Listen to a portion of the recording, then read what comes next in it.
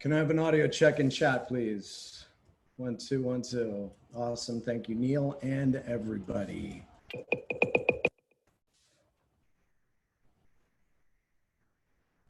Boom. Boom. That.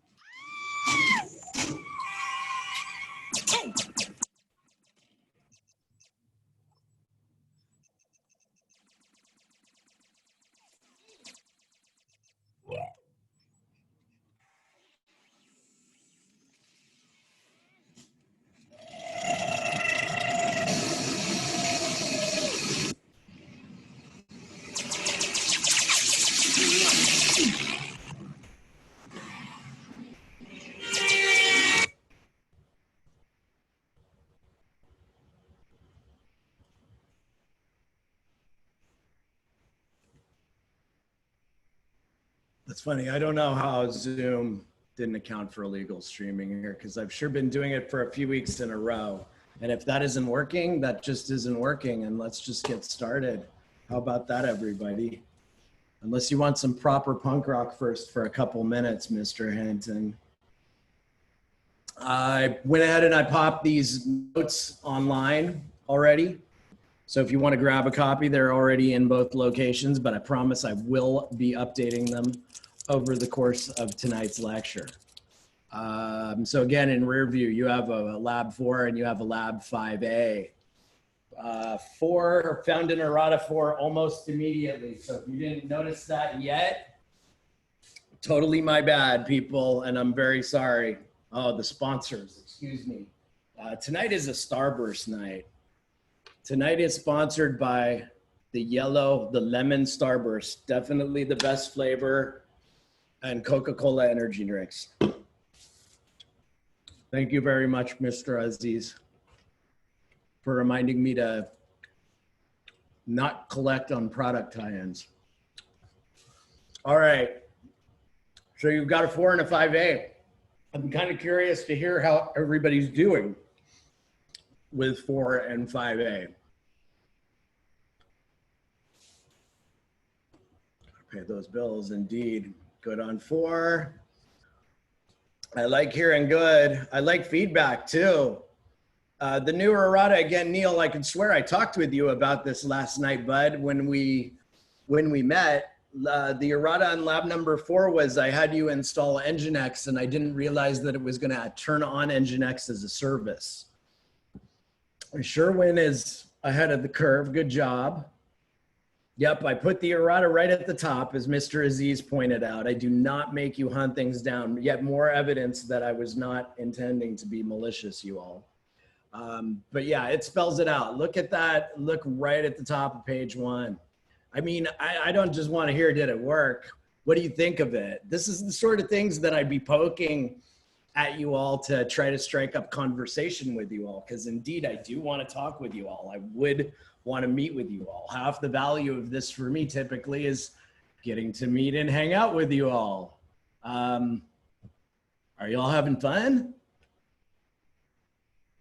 Still trying to get through lab 4 on step 4. Surprised installer actually did static IP. Steve, you could tell I was surprised that it did a static IP correctly, because 2 years straight, the Ubuntu installer has, when offering to self-update it killed itself completely, like crap to the bed. You had to let it go up in DHCP and then fix its configuration later. Yeah, I'd really love to hear feedback. If anybody even so much as wants to talk about it right now and what they experience. Funny stories are great too. Uh-oh, you had to redo everything from the beginning? So I would really like to hear, Thomas, what you mean by, okay, DNS works and doesn't work. A lot of people are having this problem, actually, in all fairness. And a lot of people seem to be correlating it with the clock being off. And I don't think that's it. I really don't. Because in some cases, I have been with students and they have rebooted it during a support session with me, and it seems like it's behaving and then stops. It feels like we have some sort of weird fringe issue. I'd be curious how many people are seeing this. I really wish I could do a poll in a chat room somewhere. Oh, Bada, do you know if we have a poll and polling functionality in Blackboard, for instance? If you knew how to make a poll. I don't think we do, but you could make it like a quiz. Make a quiz and make that a poll, I guess. Because I have seen this a bunch of times, and I really would like to know how many people are affected by it, because I've not seen it at all. No, that's funny. You changed it. Okay, so one of the things you have to remember about DNS, and it's funny, actually, I almost want to put this in tips, tricks, and things that Peter forgot. Momo, you're being funny, right? What is a name server? One of my friends' DNS wasn't working, but his date was wrong. He corrected his date. So Gary, I'd like to know, how did he correct his date? I'm curious. For in medicine, you use this word comorbid, and when two diseases or maladies are of the body or happen to the same person at the same time, they're said to be comorbid with one another. And I'm curious for how often do people have issues with the clock and DNS? Because again, if you're having issues with the clock, let's talk about the clock too. Because this keeps coming up, and it's just a byproduct of having our home computers be our labs. Fortunately, the pros of having our home computers be our labs are far outweigh the cons. Suspending VMs, yes, that's something to do with the clock. And I see a lot of comments, and I wouldn't mind people who have a few words to say. Again, raise your hands and say something. It's worth noting, I don't think I didn't make Obata the co-host yet, and I probably didn't actually remove your ability to unmute yourself. So if you so much as want to and have something to chime in or story to tell about this thing, I would welcome that right now. Obata, you are now the co-host, sir. Can you set up a quiz, Obata? Could you do that while we're doing through tips and see if you can send one to everybody and so we can get a head count on this problem?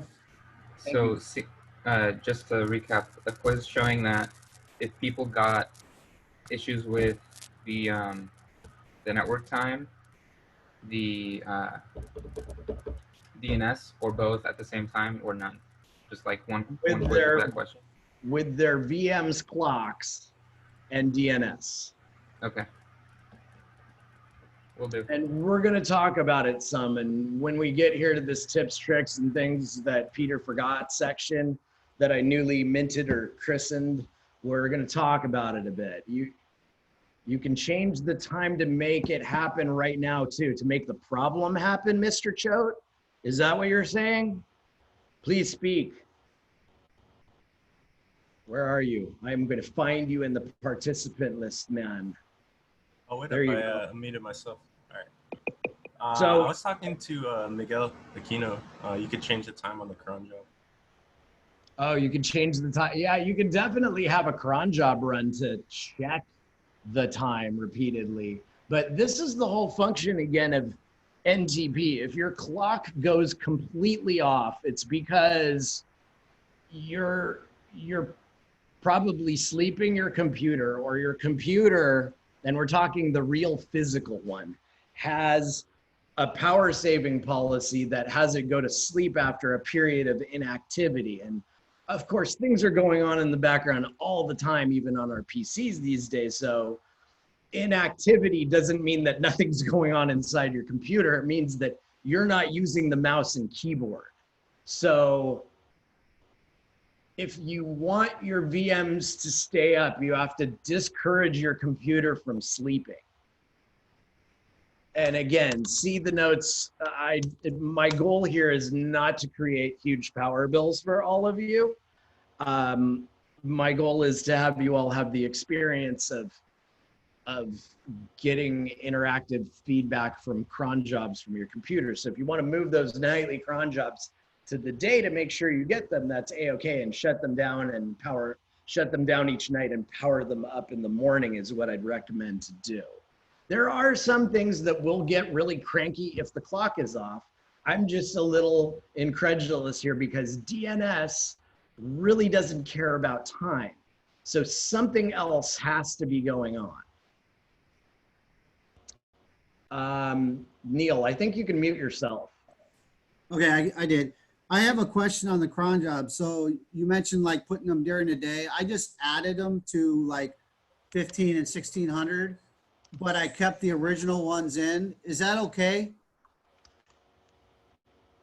You put in, wait, I'm sorry, say that again? So you originally had us running the cron jobs at like 0300 and 0400. Yeah. I didn't delete that. I just added a 15 and 1600 one. Is that okay? Yeah, absolutely. Okay. Absolutely. You can put alternate times in there. I don't care what time of day they run at. Well, I just didn't want to mess with what I set in for the lab because I knew that worked. I just was making sure, you know what I mean? Yeah.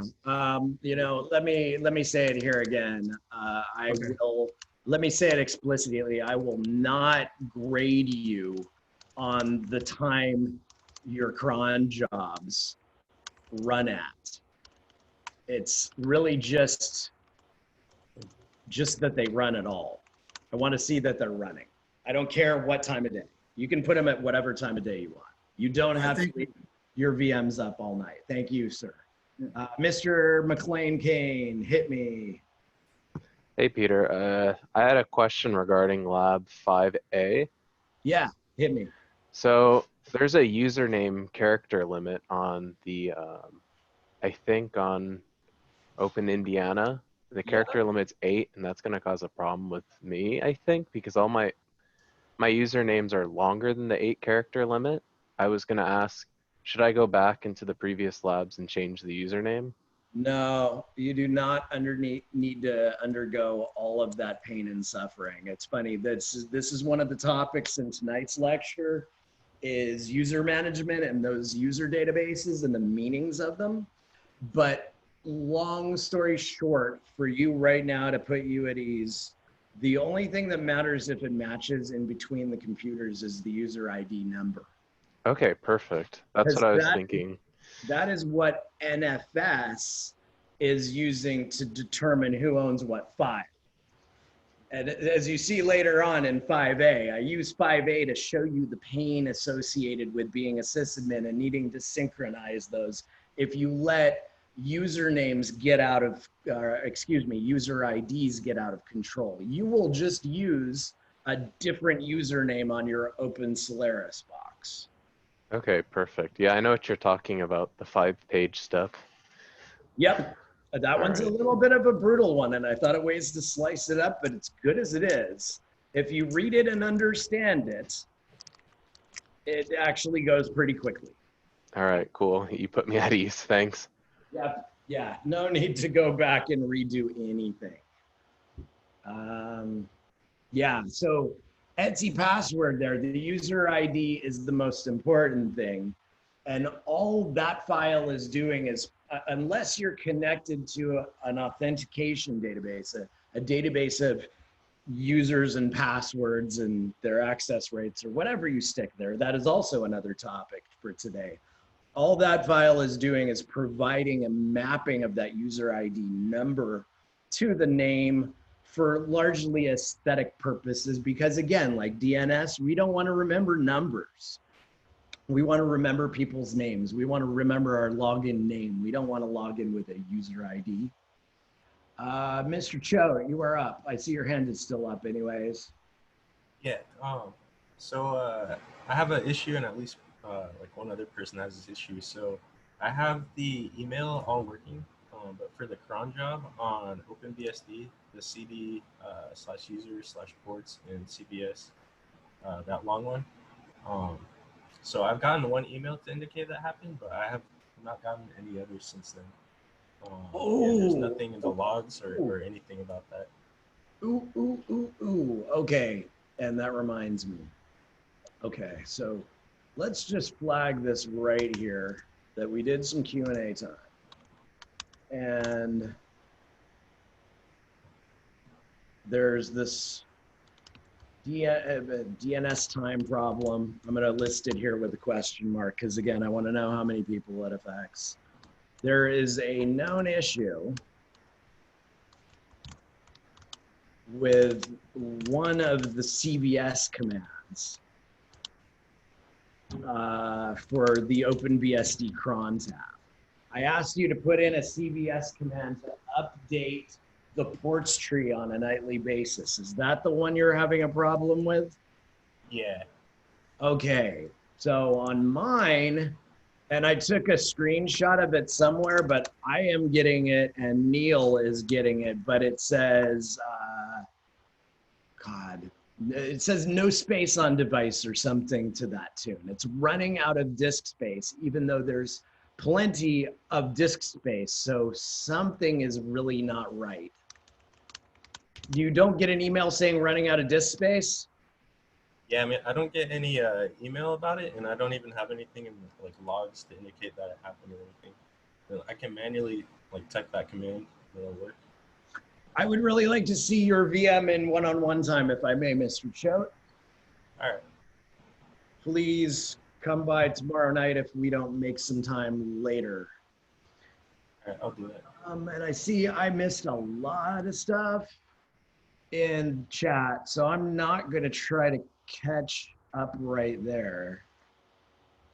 One time be messed up. Yes, yes, Andrew, you do make a good point. NTP servers do need DNS, But if they're not running NTP, they should only go seconds or minutes off, not long.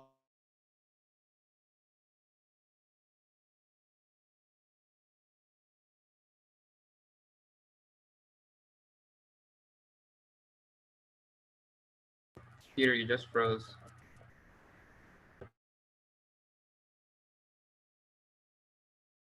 And something has happened to VMware in the last year. But if I go into my Solaris box, for instance, oh crap. Am I better now? Am I better now? All right. Yes, you are. You're better now. Okay, cool. Thank you. Sorry about that. So what I was saying is,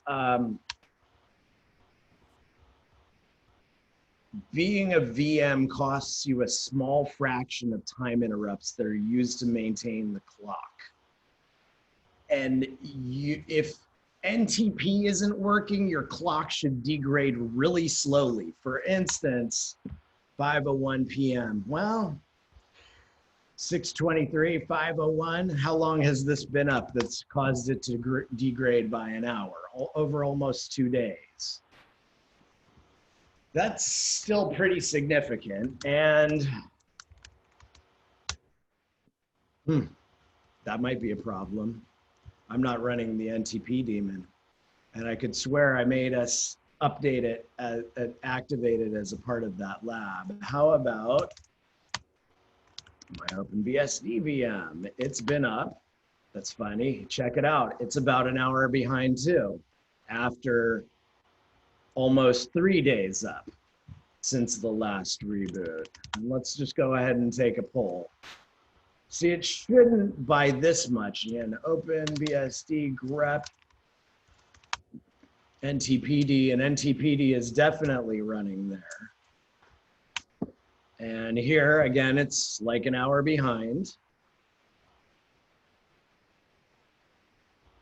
And its uptime is almost 3 days.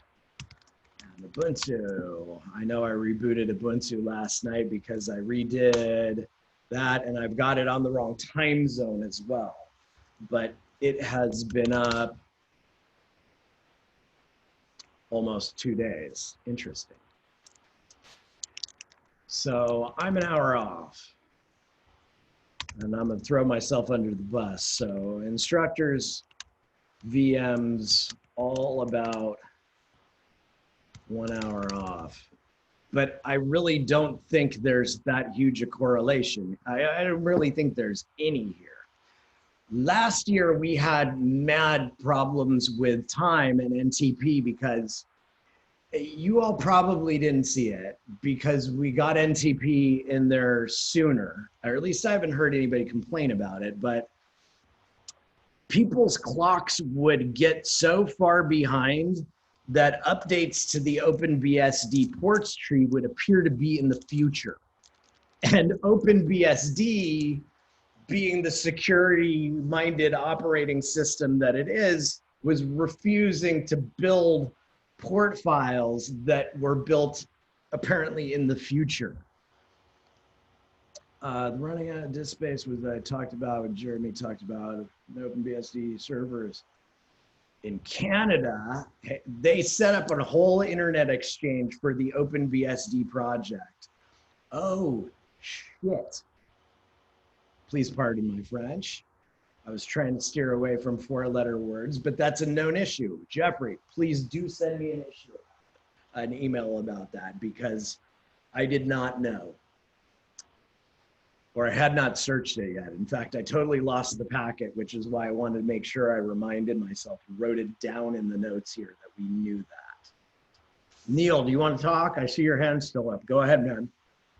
So with the errata, because I was having some issues on 18, step 18, and I thought I had the errata, but should we just go back to step 6, do errata, step 17 and 18? You should And then read the errata. Okay, all right. As I specifically, hang on, I specifically spell out with red ink that the errata starts here, and then at the end I tell you what to do. Oh, okay, okay. I just printed it out. I gotta get it. And I also tell you specifically which error message the errata is designed to address. So if you have a different problem, you should be able to tell immediately. Okay, thank you. Yes, sir. All right. Anybody else? Anything? Neil, I'm going to lower your hand. Anybody else? Anything? Kyle, go ahead. You may speak, sir. So I don't want to ask a question that somebody else has. So I just want to ask real quick. Does anybody mention problems with receiving email for OpenBSD cron jobs? Yes, and there have been several erratas about it. We're on like version 4 of Lab 1 right now. Okay, I can go take a look at them. And just that to was make the sure I'm big not driver. missing anything. Look at number 25 in Lab 4. I spelled out how I got there, and sorry for the headache. I spelled out exactly how I got there and what we're doing about it and why. All right. Yeah, I'll go read that before I ask any further questions if needed. Cool. Thank All you. right, thank sir. you. Steve, do you mean OpenBSD and email with cron jobs? Yeah, the fix is easy. It's simple, and I explain it to you. Again, last offer. Anybody else? Nathan, go ahead. Yeah, can you hear me? I can hear you. So I had two issues with Lab 4. First off, I was having trouble when testing the host command, just hosting Google.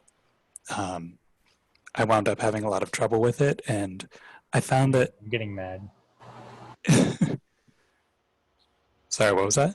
Sorry, I didn't realize I was muted. I was trying to talk to someone else. This is what happens when we leave the mute button on the honor system. Go ahead, Nathan. Yeah. So I found that when looking at resolve.conf, there was a distinct lack of the name servers that we put up in the initial configuration. Yeah. And, searching around, I found a fix for that, which had me download an additional service called resolve.conf.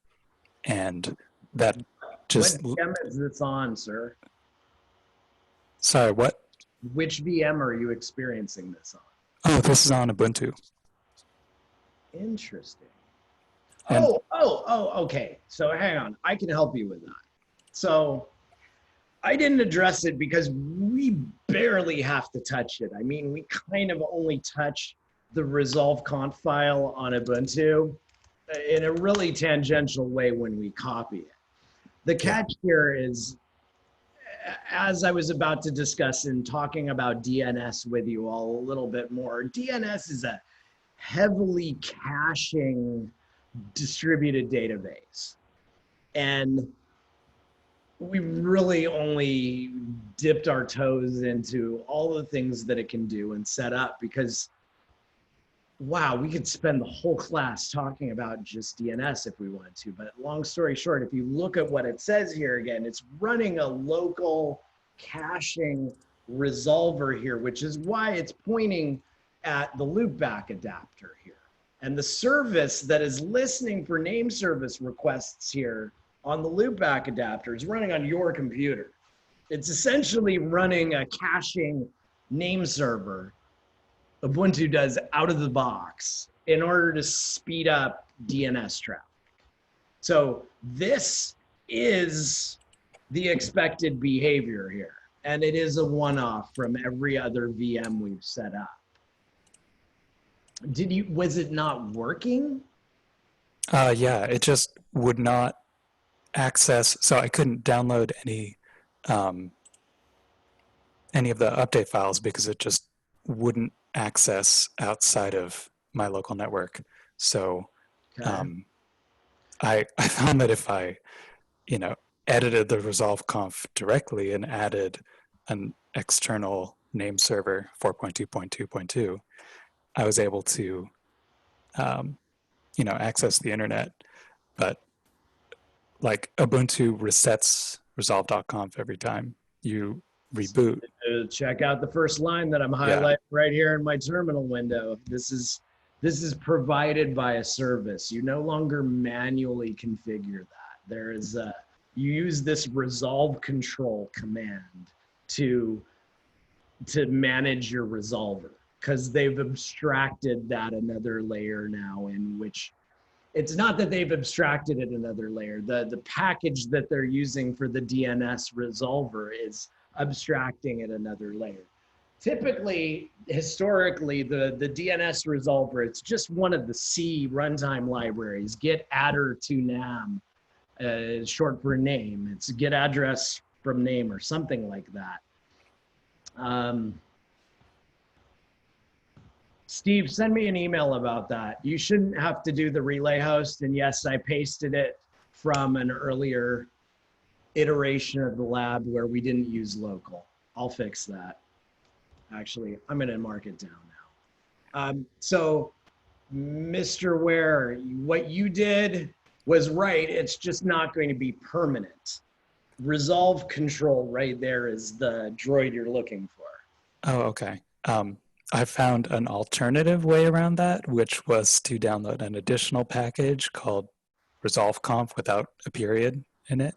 And that was a different service that would just add in the name servers you wanted to add in at boot.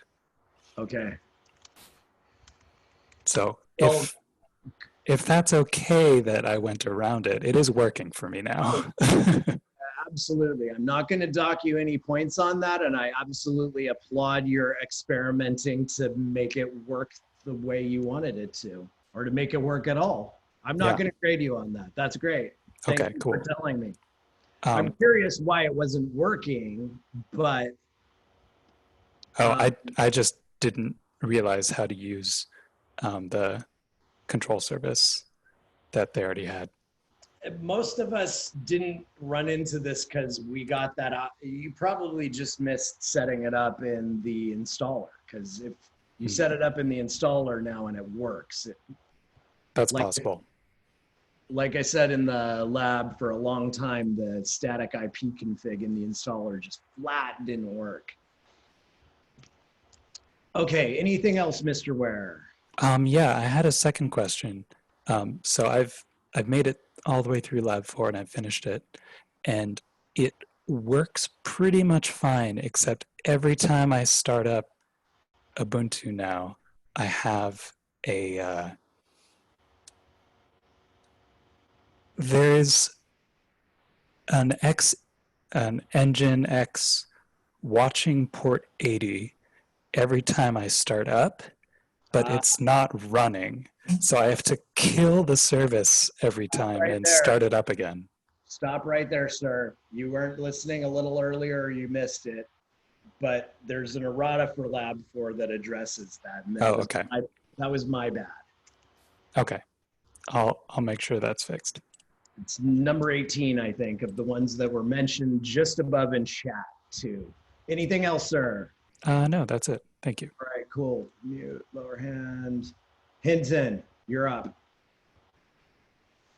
All right, you may have already answered this question, but how are you doing, Noah? So, how exactly does the grading work exactly? Because going through the labs again, I noticed a lot of oh my god. What's that? Oh, never mind. Did you just see what I highlighted on the screen and that I was planning on talking about that at any second now? Oh man, no, you just added that in. I saw you. It's all good, dude. Is that your only question? Because if so, I'm going to ask you to come back if I don't answer your question in a minute. If that's okay. Is that okay? I take it that's okay. You muted yourself. I'm going to lower your hand, but feel free to raise it again. Okay, lots of stuff there, and thank you. It gave me a couple more things to talk about tonight. So again, on the horizon, heads up, there's going to be a lab 0 errata. And this is exactly what brought us to grading. So actually, Thomas, you gave me a perfect transition because we were about to hop right into it. I've been doing a lot more support lately, and I have been noticing, watching over your shoulders as a lot of students show me their VMs, that people do not have passwordless authentication set up. And that means that you didn't do complete or understand lab 0. And it's funny because Obata said during one of our support sessions something really sage and wise. Just make sure that you're, if you want to ask me to clarify what I'm saying in the lab, please don't hesitate, because really, as opposed to just typing what I say, we need you to understand what you're being asked to do. Yes, I'm providing it in the context of a walkthrough of sorts, but it really helps if you try to follow me through the door and comprehend. Because it was perfectly understated there in Lab 0, and it shouldn't have been understated because I don't want to create a fire drill for a lot of you at the last moment. I want to let you know that you don't want to procrastinate on this one. And Neil, I just saw you raise your hand, but if you don't mind, Bud, I'd like you to wait for the next break. If it's on topic, please say something in chat really quick. But Lab 0 is completely understated, and I think it says explicitly in there, it's not graded. And it should explicitly say in there, it's not graded because this is where you enable your grading. So if you don't do Lab 0, you don't get graded.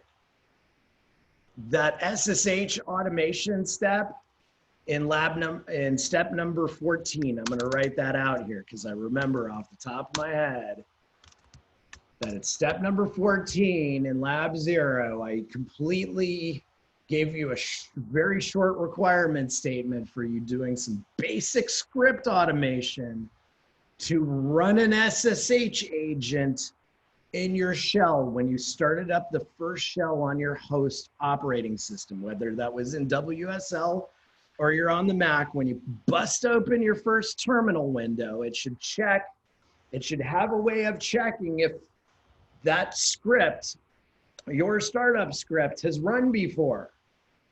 Because if it's run before, you have an SSH agent running and it has your key material.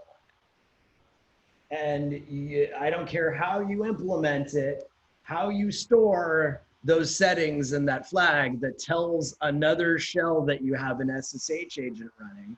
But if that file isn't there and you need to make it go away between reboots, heads up. But if that file isn't there, you need to fire up an agent.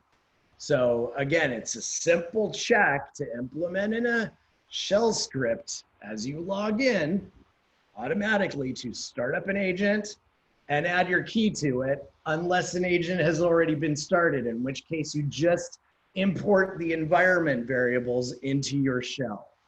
Very easy. Designed to, if you were paying attention, make sure that you read some of the prerequisite books that were required to become at least marginally comfortable on the command line. And again, this was, no names, not trying to out anybody, but it was clear that a few people had not read the shell book yet, and we're trying. You're doing well, you know who I'm talking about. If it's you, you're doing great at setting up a name server, but if you don't know what you're doing on a command line yet at this point of the game in lab number 1, go back, spend a day, read that 24 hours book, take 24 hours off of labs, because I promise you will save multiples of 24 hours as far as doing the labs by doing that book as a lab. So, how grading works. Neil, go ahead. Is it on topic?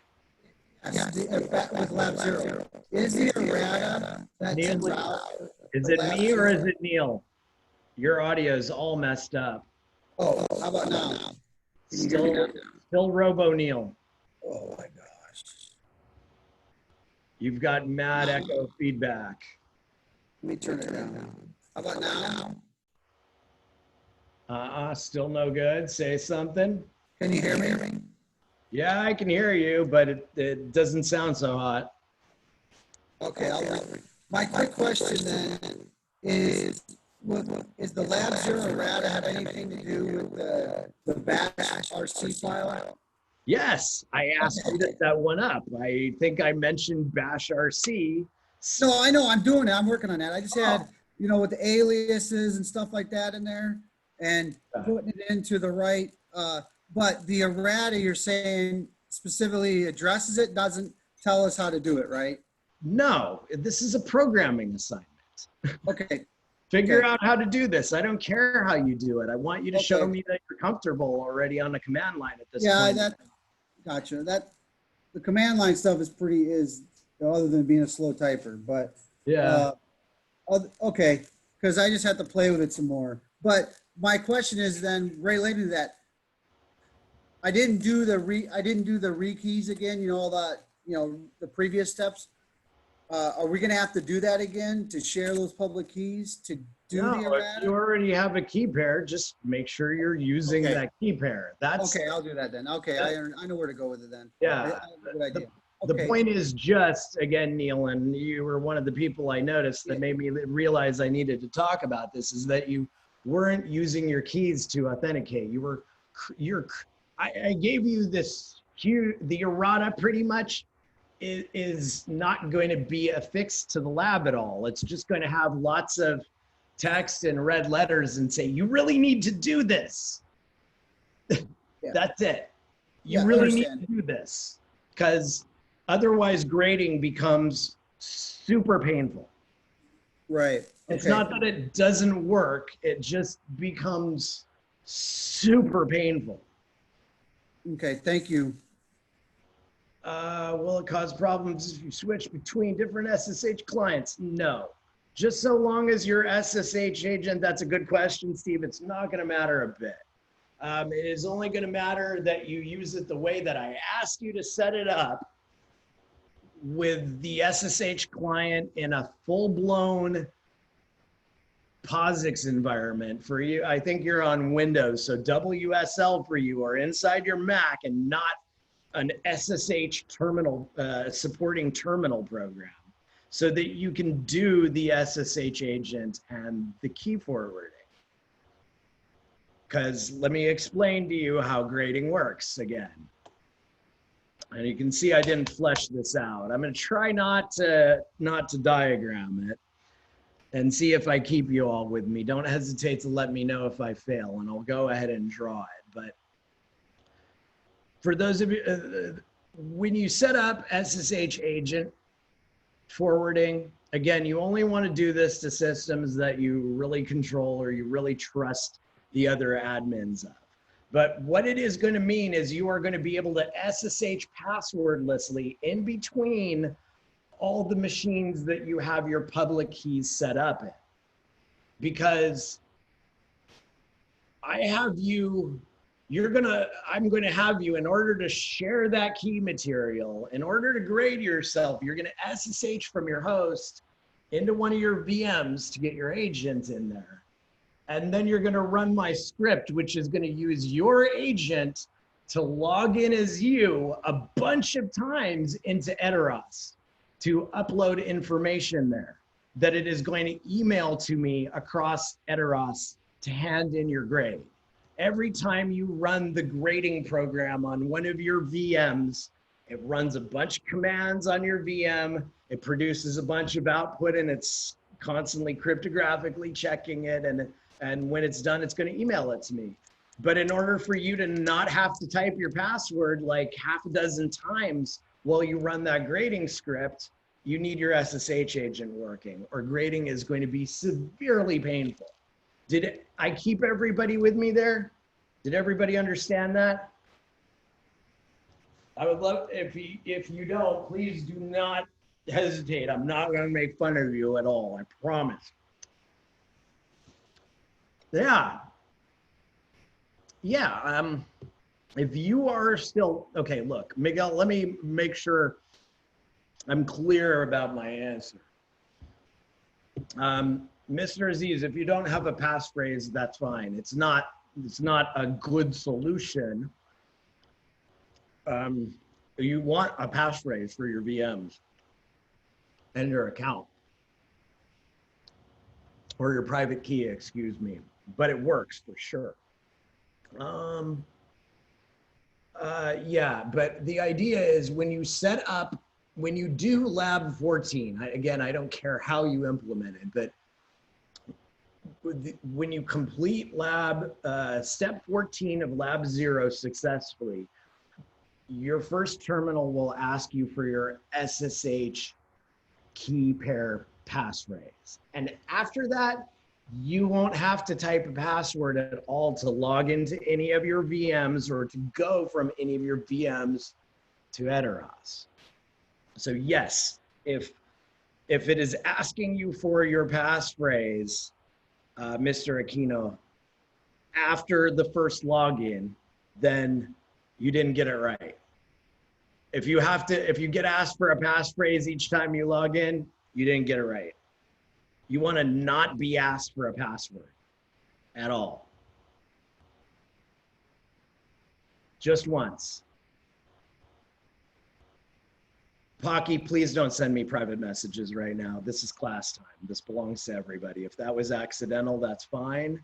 But I really don't want to get questions right now in chat. Would prefer not to. So again, grading works by SSH agent forwarding to each of your project VMs. It enables password-free login to Eteros to submit your grades.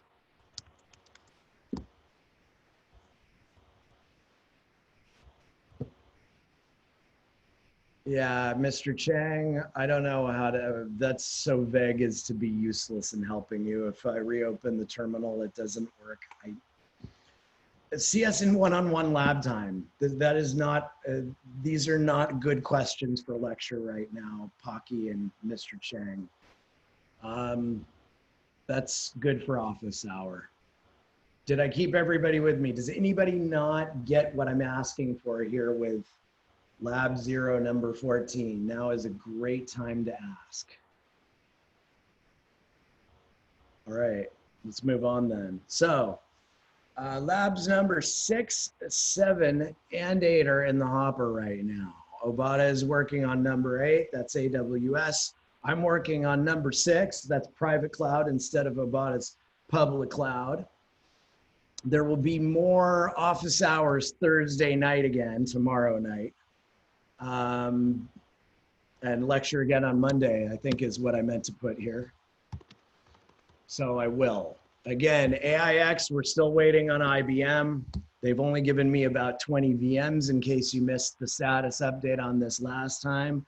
I sent them another email saying, hi, and I don't have anything yet. So this may turn into a demo because if they only give me under 20% of the VMs that I need for the class, I'm just going to do a quick demo and show you AIX with a few minutes here in one of the labs. But again, 6, 7, and 8 are coming right up. 7 is very short, and 9 is really just dotting I's, crossing T's, and making sure that grading works, because I do have you do a couple additional settings to each of your VMs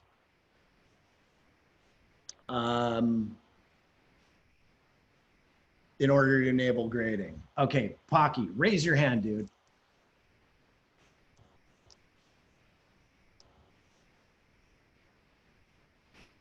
Or just unmute yourself. It was for the chat. It wasn't for you. I was confused with step 14 and what it was supposed to be doing. And I just invited you to raise your hand if you are still confused, sir. Right. Please don't hesitate. What are you missing? Let me rewatch the lecture again because I didn't understand what step 14 is supposed to be doing. So. Enable, configure an SSH agent to store your key material. Again, number 14, lab 0. If you don't understand the terms in there, web search is your best friend. Yep. Cynthia. Thank you. Yes, sir. By all means. Good question. The grading script is going to provide you immediate feedback. It is going to tell you exactly what it's looking for and whether you got the point or not. It's not going to say, hey, you forgot step number X on lab number X, but it is going to tell you exactly what it's looking for on each of your machines as it runs. Please don't hesitate to let me know if I didn't answer your question, Cynthia. Kyle, you will know when you got, yes. Kyle, thank you for your help with your fellow students. And grading will be good until the grading, yes. Again, I give you until like an hour or two. I think I said 9 p.m. on the 21st. The grading deadline is the 21st or the 22nd. And I give you until like 2 hours before I have to submit grades. I give you that entire time. Since grading is self-service and this is a compressed class and challenging enough, I know for all of you, I'm going to give you that very last minute up until I have to provide grades to them. Because praise be for computers doing computer work, and grading is a self-service operation in this class. Any more questions? Okay. Just to remind you, my character acting is dead. Nobody's going to be giving any crap for any questions, although I may ask you to ask them later during office hour. It's lecture time again, and I don't know how much I've got, so if there's time afterwards, I will open up office hours. And again, there's more tomorrow, not tonight. There's more tomorrow if you don't get any time. I'll probably do another 6 to 8 p.m. unless I get some other requests. I don't know. Does it work for some people better later? Don't hesitate to let me know. I just don't want to spend too many hours in a row on the computer because, oh my God, I spend lots of hours in a row staring at my bloody webcam on the computer. All right, so let's talk DNS. Again, DNS is, it's a distributed database. I'm gonna get crazy about spelling and all that as much as possible later. Deal with my OCD later, but it's a distributed database. It's funny, back in the history at the beginning of the internet, that Etsy hosts file that we all edit to put our own host mappings in, that used to be the way DNS was done on the internet in its early days. Everybody shared a copy, a date-stamped copy of Etsy hosts and synchronized it between one another before we realized that we needed a naming hierarchy to allow for a hierarchy for organizations and different kinds of organizations, so that there was a namespace to superimpose on top of the IP addressing space, a name addressing space, because names were way easier. And when, again, with DNS, you have to register a domain with the registrar. And the important thing that happens here when you do that is, one, you get points of contact online because they want to be able to get a hold of you if something is wrong with your domain. And of course, the real important part is the glue. It's how you plug into the public directory when you register your domain name. Because if I were to go, who is, for instance, sdsu.edu makes a great example. And I don't have who is on Ubuntu, but I definitely do on my Mac, who is sdsu.edu. And you can see that it is a requirement to typically list contact information about the registrant, administrative contact who is able to make executive decisions about the domain, a technical contact in case you have a technical problem with the domain, and again, name servers and a little bit of metadata. But this right here really is the whole function of the domain name registration. You get it and you have one of these registrars that are a part of the root servers in DNS on the internet say how tell everybody else how to find your domain. Yes, the fabled 7 key holders in ICANN, and ICANN is the internet, oh God, what's the C? Names and numbers. It's authority for names and numbers, but I forget what the C is. But Mr. Hinton in chat is absolutely right. And you can see we're kind of replicating the same information. Yeah, I think it might be consortium. You might well be right. But it's the same information. Again, you can use a DNS client to look it up because it's connected to DNS. And as you've seen in setting up your name server, you list name servers for your domain, cs470.local. You have to. It's a part of arriving at a domain is, hey, who are your name servers? How do I look up names beneath your part of the namespace? And you've seen host-tmx. This is how to look up a mail exchanger, but there's another switch, host-tns, to look up those NS records. Each one of those lines, there's that header block at the top of each of your zone files, and then there's a block of all of the records of various kinds. An address record, which points from a name to a number. A pointer record is in the opposite zone file that points from a number to a name. And then we have name server records, and we have mail exchanger records, and there are a bunch more, but we're not going to decline to go in the rabbit hole. Again, host-tns.sdsu.edu, you can see the obvious overlap here in between this output, which was reported by DNS, the protocol, and this output, which was reported by who is the domain registration protocol. Because they are really supposed to be one and the same. I find it actually a little surprising that there is even a difference here. NS1, Munga, Dogbert, Ratbird. So Ratbird is missing from the registration with the registrar, who is Adjucause. Thank you. Lemon too. Thank you very much. Yes, lemon is the best flavor of Starburst. I forget who said I'm an alien, but I'll take all your lemon Starbursts. So again, it's a distributed database. I'll take all of your lemon Starbursts, Norm, every single one of them. No, not pink. I mean, I'll take the pink ones too, but no, yellow, lemon. Lemon Starburst is the best, man. Okay, so let's take a look at some of these name service records. And I see I had my OpenBSD VM open over here. And again, var named.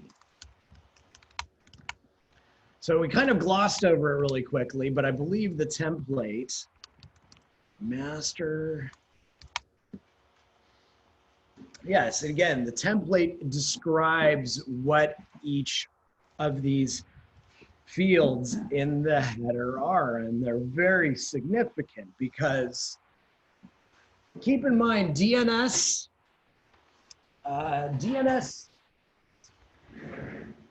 as a distributed database, you don't want, if you're google.com and millions and millions of people are looking up your evil search engine that turns people's thoughts into money for better advertising dollars, you still want to decrease your costs associated with serving up those millions and millions of DNS requests. The lookups for www.google.com change very infrequently. And you would reflect that. We wanted to be able to reflect that within the protocol by including a time to live value, as we call it. And that's what TTL right in that header means, is time to live. That is the time that a lookup in this domain is going to live in your DNS cache. So this is a very important thing. The resolver, all of them have a cache.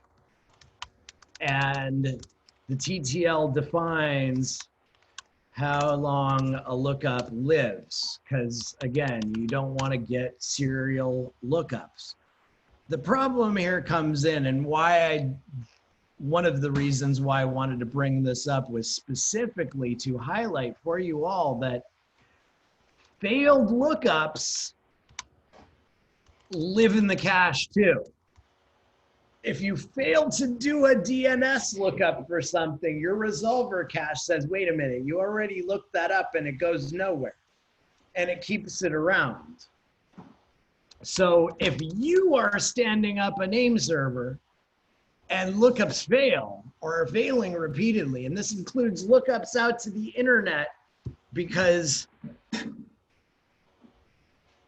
something's going on with your network or your date or time. I'm not ruling it out that it's something I haven't thought of. You don't know what you don't know until you don't know it or think of it or see it, as we've seen. You could be failing because you have a stale lookup. And you should really try flushing your DNS cache if you have failures to look things up.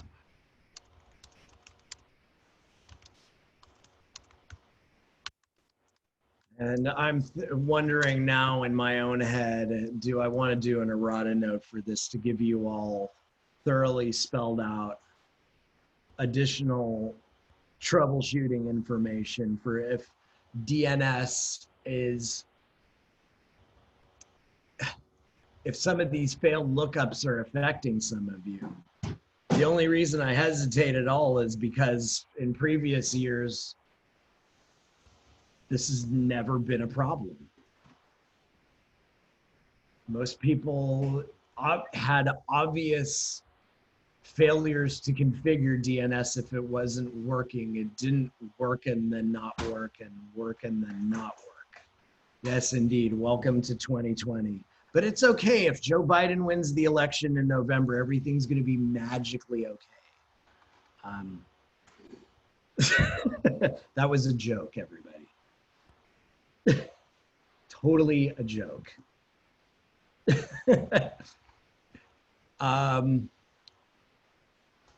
So yeah, any questions about DNS? I really kind of just wanted to cover, Maori, you're funny. I just wanted to cover the structure of DNS a little bit more and how you should envision it as you have a client and resolve.conf is your client and it configures, it's referenced by a function call that's usually in the C runtime. But you can have multiple resolvers and you can plug into multiple resolvers. I mean, keep in mind that anything that sends out the right requests on the right protocol can be a DNS client. Your web browser has a DNS client baked into it if it's not using the one built into the operating system. And increasingly, this is one that's done by browsers to include their own so that they don't use the system resolver unless you decide that you really don't care about your privacy, because a lot of, like Firefox is doing DNS over HTTPS. So your internet service provider doesn't have an audit trail via DNS requests of all the places that you've gone to. Yes, Cthulhu for President 2020. Mr. Nelson might have noticed my host name for my Mac if he reads his Lovecraft. But does anybody have any questions about DNS? That highlight is for you, Will Nelson. Neil, go ahead. So can you hear me better now? Yeah, you're not robo right now. Okay. I don't even know what robo means. But anyway, so with respect to the time on DNS, because it's on the Open BSD, it gets its time from the Open BSD, or is it like, because typically one server on the network would be the timekeeper, I guess you could say, and it gets a time from somewhere, right? Generally speaking, I would think, like reaches out to the internet somewhere, gets a time, and then all the other servers sync off of that. Is that how this works too, or no? So, I Or don't is know. that even needed? Do we even need to go that far with this? So I'm not sure how to best answer your question. So I started cooking one answer up in my head and one I started in my terminal. And I'm going to do both. Okay. Let's see if that finds any files. But that's funny. Oh, ntpd.conf. I was off by one character. So when a VM starts up in VMware, it gets the time one time from the host computer. Oh, So if you ever really want to reset the clock, a really easy reset is just reboot the VM. gotcha. Because at boot time, it gets the clock one time from your host. But that is not something that it does repeatedly, because is telling a computer that telling a VM that you want it to think it's in 1984, a use case for a virtual machine. You bet it is. And you want to be, VMware wants you to be able to tell your computer to set the clock to whatever it is. So it only does that one-time sync at boot time. Okay. There are VMware tools for Windows. You know, you install, it's funny, Ubuntu should actually have this. Let me do that. VMware tools. Let me flesh out this thought too. So otherwise, yes, typically on a network, you will run your own time server if you are at all security conscious. If you're a business, you're going to run an internal time server, but we're just students here and this is just education. So I'm using the default time servers that come configured in each OS. And you can see here, OpenBSD by default is using pool.ntp.org. There's an organization, a not-for-profit that just serves up network time out there, and Cloudflare's public server. Apple hosts a time server that is the default for all Macs. Microsoft hosts a time server or a time service that is the default for all Windows boxes. And there are defaults in all of them. And I don't really care which one you're using from each one of your VMs, but when we start up NTPD, it is aimed at something. And if I didn't check that it was aimed at something and some of your VMs are not aimed anywhere, that's a problem, and that was my bad. And so I'm gonna go ahead, and so long as we're talking about this and everybody's having clock problems, this is a Peter. In fact, let's go ahead and explicitly say that this is the Peter to-do section. I'm gonna check the NTP clients in each VM. Okay, I see you went mute, Neil, and you're welcome, sir. That was perfectly on topic. So yeah, again, the clock. DNS, cache times matter, but your clock is never going backwards in any of these cases. It's just not counting enough time. Again, after boot time, this is definitely a part of computer architecture at some level. There are repeat interrupts that are usually generated on the Intel architecture every so often that update the system BIOS clock. Because you're in a VM, you pay a very minor performance penalty in timekeeping again, and some of those clock interrupts are lost. So your clock always runs a little slow in a VM, and typically you use NTPD inside it to keep it up to date. And again, we don't care where you're getting that time from. We just generally do care that it works. And again, I'm not postnews.com. I have not experienced, and again, news.com was cached somewhere along the way. You have to remind yourself that so I just looked up news.com because it rattled off the top of my head off my CentOS box, which again is a name service client for the OpenBSD system. So my CentOS VM is saying, hey, OpenBSD VM, who's news.com? What's news.com's address record? Your OpenBSD VM is going to the caching name server that's inside your VMware product. There's a lot of glue running on that .2 IP address inside VMware, and that is a caching name server in and of itself. And then your internet service provider, whoever it is, mine's Cox, is running a caching name server. And along the way, each one of them is implementing a cache designed to save traffic because DNS is a huge amount of overhead on the internet. So keep in mind, it's in caches the whole way. And my clocks are off here, as you can see. It is not 6 p.m. anymore, but DNS is absolutely still working. I really strongly doubt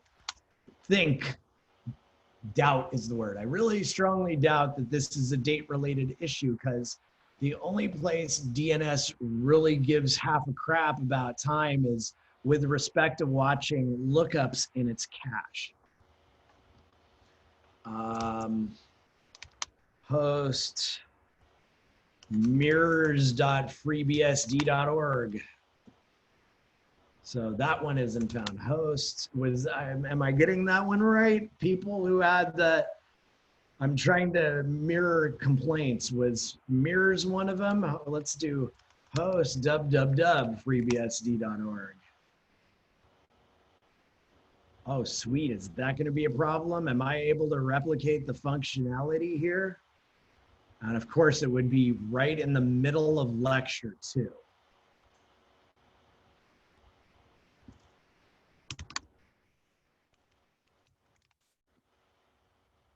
When I don't want to just duck out and take 30 or 40 minutes or whoever knows how long it is to troubleshoot it. Holy crap. So header QA status surveil.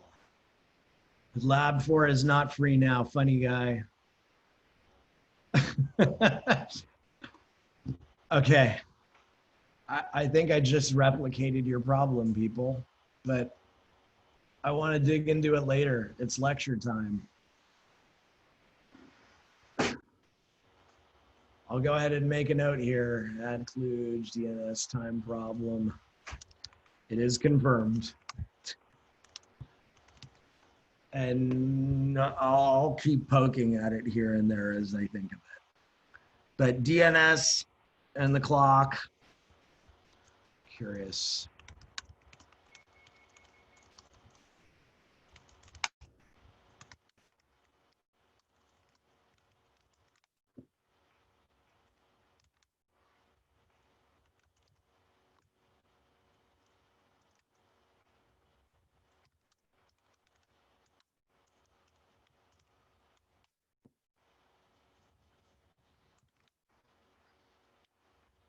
Tell me a favorite website, anybody, right now. I'm drawing a blank.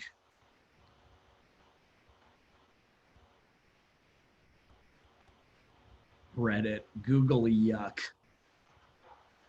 Okay, Reddit's good. Yokai, I don't know what yokai is. but we'll go ahead and use their domain name. And so, God, okay. I'm going to automate some testing for this, and we're going to see if we can lick it. Suffice it to say, it's a known issue. I've replicated it now. You all are not crazy. You almost certainly did not screw anything up. Slag heap, that's funny. The problem is, though, slag heap is a local domain to me, Thomas. That's my domain. So I have all kinds of lookups for it, and I want to make sure I'm actually doing a resolution request across the internet. Okay, we'll get back into this. Mr. Hollis, I see your issue. I'm reading now, and I was having an issue with DNS. It's because I was trying to bring both VMs up simultaneously.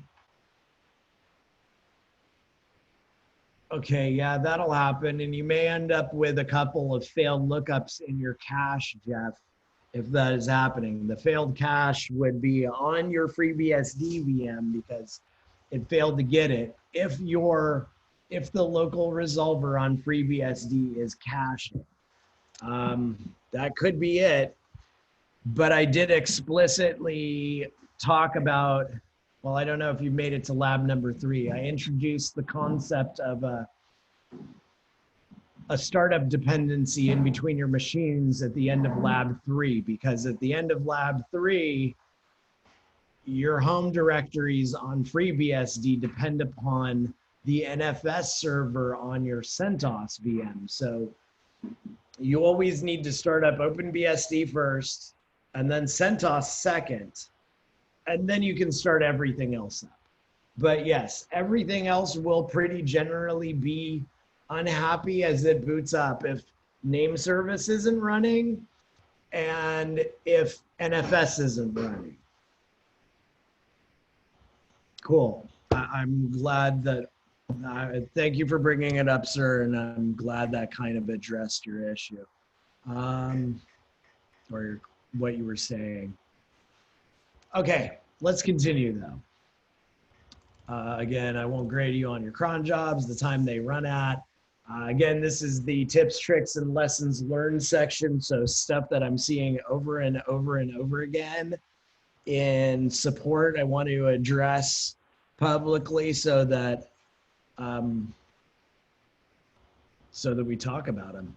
Part of my job here is make you all sound smart later. And if you see a D at the end of the name of a command or something, you almost certainly have a server on your hands, because named isn't the past tense of the verb name, it's named. And everybody who is seasoned at doing sysadmin is going to look at you a little weird if you say named. So we're going to sidestep you doing that. It's named, like SSHD, HTTPD, NTPD. That's the name daemon, the Berkeley Internet Name Daemon on OpenBSD in particular.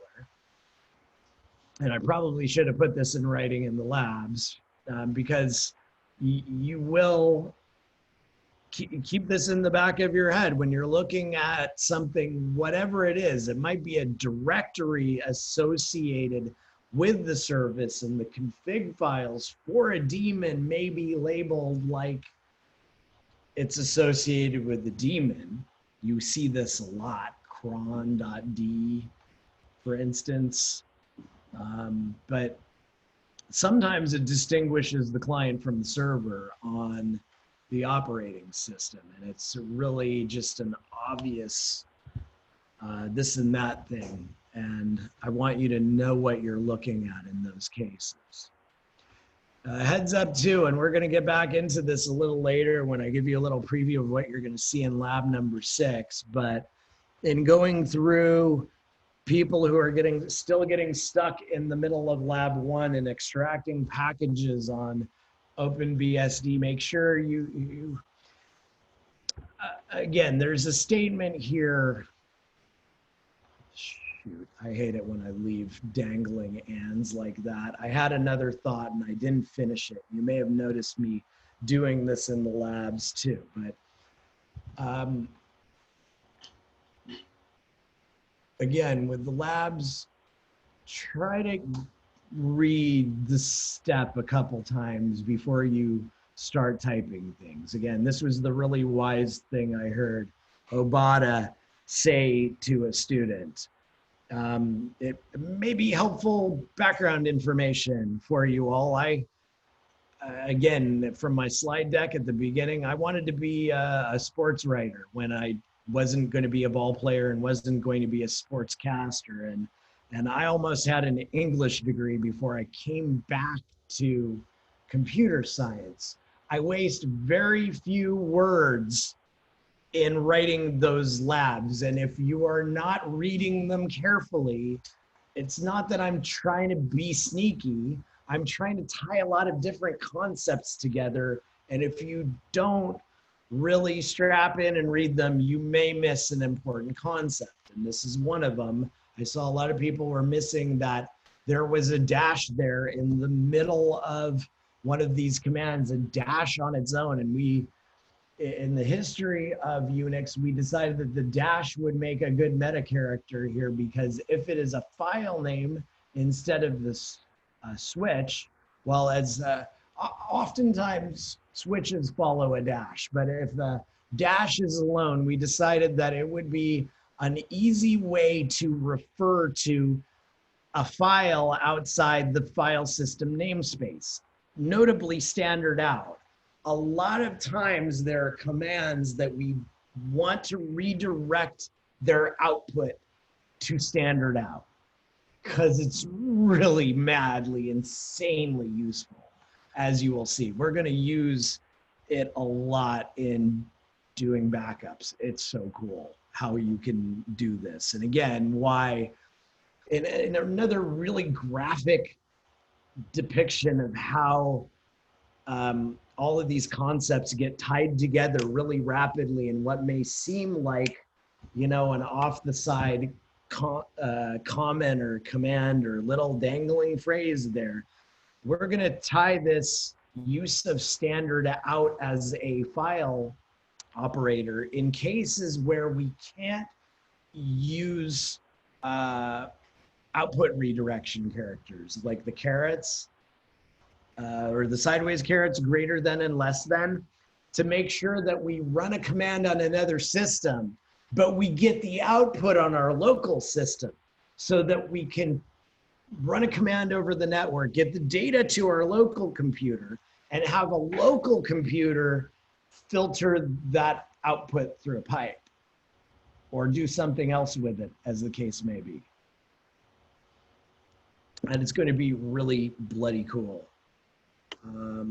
So again, make sure you understand the steps before you go typing them in, because that's the point here. I mean, yes, I do it as a walkthrough because I'm trying to drag about 110 of you through standing up 6 operating systems, most of which are completely new to all of you, but there's also a lot of narrative-ish stuff in there that explains what we're doing and why.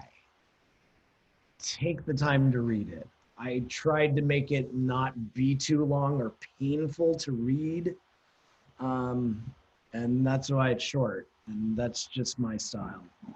I'm not trying to be painful here. All right.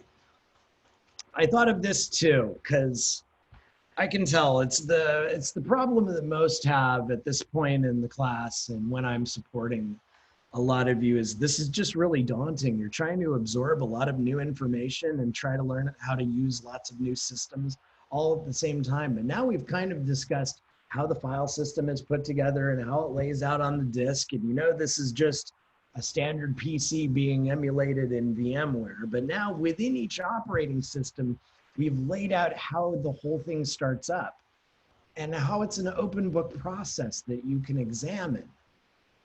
So I wanted to dial this back a step to show you that you can always figure out where something is coming from.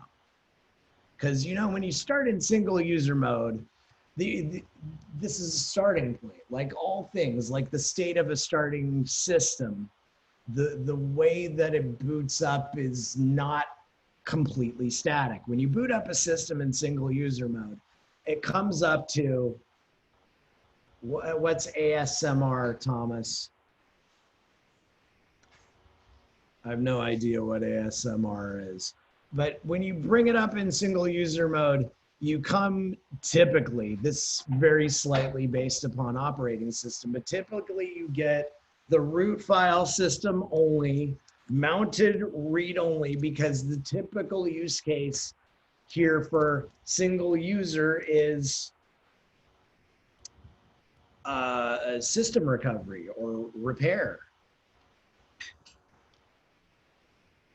You can mount all of the file systems read write at that point.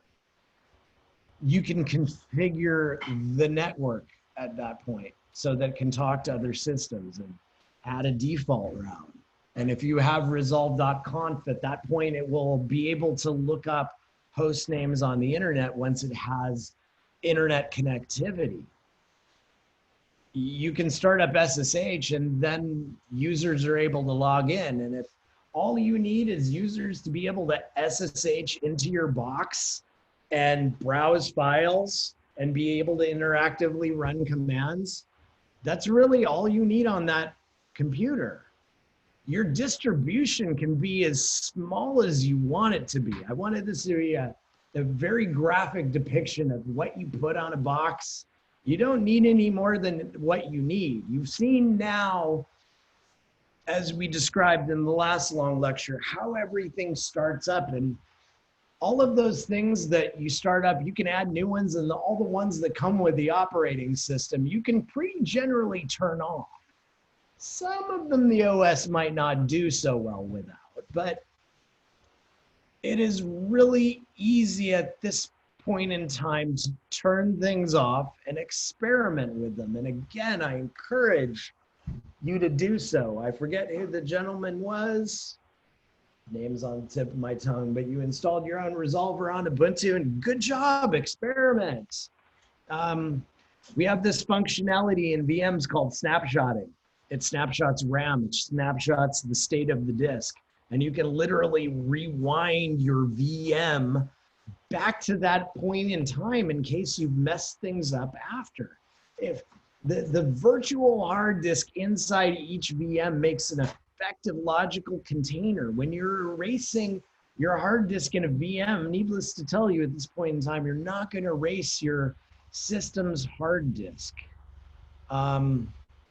You're not going to break things. So don't be afraid of breaking things. Again, I wanted to convert the old, turn the old expression on its head. We have this expression, making a mountain out of a molehill. You're making something really small into something really big. And I want you all to feel like this is, sorry, background noise.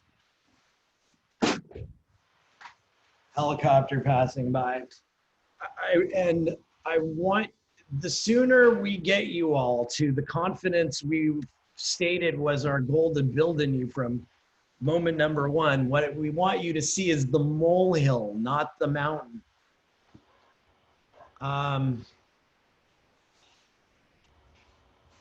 So there's a traceable installation method. Everything that got into your VM, you're going to be able to tell where it came from, whether that came via a package manager, and we're going to talk about package managers today, whether it was a part of the default installation of your operating system.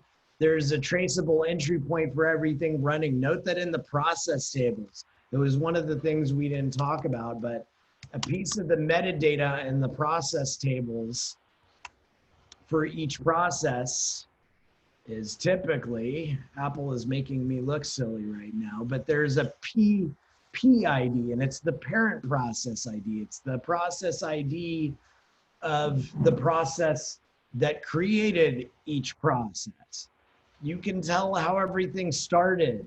The system is designed to, all Unix-like operating systems and its clones have been designed to make sure you're able to find these things out. And it's funny, literally, you know, in the converse, talking about a large Byzantine system that may seem like, yes, thank you, it is nice wallpaper. It may seem big, but you can figure out where any piece of it came from. And they're really small, fully functional Unix-like systems that you can use as the converse. I mean, if you want to experiment after this class is over, Arch Linux is definitely a great experiment. And it's funny, I got to show you. Home sys Linux. This is where I store my Linux stuff. And conf, and I think I have, yeah, an Arch Linux installation script. And where is it? Oh my God, that's funny. It's opening it in Visual, no, in Xcode. I don't want it in Xcode. More lighter weight, please. So when you install Arch Linux, it's so bare bones. I mean, you know, what it constitutes a usable system for any application is completely subjective and relative, depending upon what the use case is and who you are. You may have everything you need just by having a kernel, a basic shell, a few utilities to browse the file system, and SSH so that people can log in over the network. And Arch Linux is kind of, it's funny, it's kind of an experiment in like, how small can we make the operating system? They don't include an installer. What they do on their website, or at least they used to, is say, hey, here's a basic installation script. You need to set the host name. You need to determine what your root disk is. And instead of pointing and clicking and stuff, you just run your install script after you boot their ISO, because it just dumps you into a shell. And you can see here, all the things that we typically do during a point and click install of one of the bigger, friendlier Linuxes, we're partitioning the disk, we're making a file system, then we mount it. We install a bootloader. We write a file system table out, save our host name, languages, all the usual things, mount other special file systems, and then we install packages. And just a standard set of them. But this is what you were expected to do for one of the super lightweight Linux distributions as the default install method. And lots of people use it because it's super lightweight. It's funny, it's kind of a send up too on, now that everything is free and open source for the most part, and again, in case you missed it in there, even Apple has bundled a bunch of their, the base Unix level of Mac OS and iOS and tvOS. It's all the same Unix layer. They call it Darwin. It's why when you go into a Mac and onto a command line and you go uname-a, it says, I'm Darwin. Darwin means a Mac, but they open sourced this Darwin Unix layer, and I kid you not, folks, there are operating systems out there that use a Unix kernel and GNU userland, excuse me, and GNU libraries and the Mac OS open source userland, or the Linux kernel and BSD userland. Because you can do whatever the hell you want nowadays. It's all open sourced, and you can really and literally do whatever you bloody want. So there are lots of experiment operating systems out there to play with. It's really easy to make your own distribution. But of course, the hard part, the real intense part is maintaining it for a bunch of people who are supporting software on top of it. The people, this isn't to minimize what the amount of labor that happens at a project like CentOS or Red Hat or Ubuntu, not at all. Could you have done your labs with just a script? Yeah, and that's a great question, man. Yes, absolutely. It would be a debugging process. I mean, scripting is really programming light, sort of. I mean, it's arguably programming, just with an interpreter instead of a compiler. But yeah, you totally could have scripted it all if you wanted to. It would be really funny to see if you could do it. Again and again, some VMware products, this is a part of showing you ESXi and showing you AWS is, again, a lot of programming nowadays, there's a lot of overlap with sysadmin. And when you set up networks, when you do it in a cloud service, there's an API for spinning up a VM with that operating system if they have an image on that cloud environment. Or if it's a private cloud, you can say, VMware, spin up an image, or spin up a VM and boot it with this OS and these switches and employ this auto install script. I mean, the instantiation, setting up entire data centers can now be done in code. So could you have scripted my labs? You betcha. It would have been a really cool project. It would be way more time intensive than you would have wanted to do during this class while you're also learning the operating systems. But afterwards, if that really turned you on and it made you curious to do it, yeah, I'd love to see it. If you do it, please do it. But yeah, you absolutely could. But again, the message here is don't be afraid of your VMs. They're not going to bite. We've already gotten past that. I'm not going to bite. Your VMs are not going to bite. And the worst thing that is going to happen to you if you screw up any one of them is you're going to have to start that lab over. A couple hours of work. But I promise you're going to learn a ton. Pain is just a side effect of learning sometimes. It's okay. It gets better with time. So again, note that snapshot function and note that the virtual hard disk, this layer of virtualization, you know, that's not a primary goal of virtualization to allow you to experiment with other operating systems without screwing up your primary operating system instance. But it's a really cool side effect is that you can just do this and that you can have your lab on your own computer. And that after this class is over, you know, again, just to remind you of the progress of 20 years and technology being used for technology stuff. I used to have to go into a lab on campus right now. This class would be impossible in the age of coronavirus. We were barred from going onto campus. I had to go into a physical lab to use somebody else's computers because virtualization wasn't a thing and PC Unix wasn't a thing. Your lab is all entirely contained within your laptops, a lot of you. Mine too. You get to keep it after the class is over. So become cozy. Don't be afraid of those VMs. And Obata urged me to take more often breaks. And I see we've already somehow gone an hour and 30 minutes, but there was lots of great QA.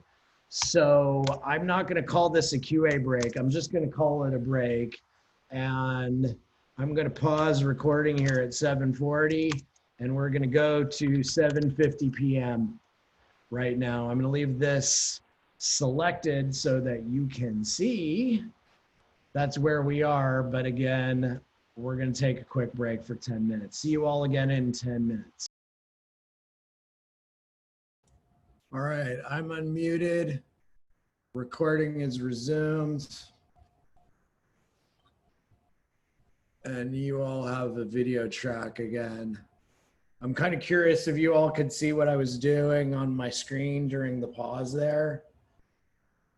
That I was kind of poking around still, and I took advantage of the break there to look at what was going on in my VM. And again, I wanted to point you back at this because it's exactly what we were talking about right between the break. In-N-Out Burger popped into my head because I was just trying to think of something to pull up a new website and a new domain in my head. But here my Ubuntu VM, at this date in time right now, my Ubuntu VM is not doing name service correctly. So there are a number of ways you can get to the snapshot UI, and you can take a snapshot. I just wanted to show you. There's an analogous flow in VMware Workstation as opposed to the Mac. And here I went ahead and I took a snapshot of my Ubuntu VM in the broken state so that I could go back to replicating the broken state of the VM to do some troubleshooting in case it was magically better later. Again, the snapshotting feature can really bail you out. If you did something, you know, you can snapshot thoroughly in between each set of steps if you want to be super cautious about not breaking something. But heads up, it will take up start to multiply how much disk space it's using, because essentially it has to do copy on write for all of those transactions. But also know too, your VMs, again, they're files on the file system now. If you shut down the VM, you can copy the VM files to do a backup. If you're doing something like I am with Time Machine here at home with my Mac, you're doing backups. Use them. I'm looking through chat right now, and really, I don't want to get private messages from you now in the middle of lecture. Sorry, sir, that is the whole point of right now. I'm not going to read that right now. Please send me an email with that. I thought they were trash. Oops. You sauced and you thought they were trash. Nice, Thomas. Oh, funny, bud. Okay, I know Thomas, but OCD a little, anybody? It's all good, dude. I was probably there with you. And to be fair, I'm that OCD guy too. And I probably learned that lesson that way myself at one point. But yes, that was an oops.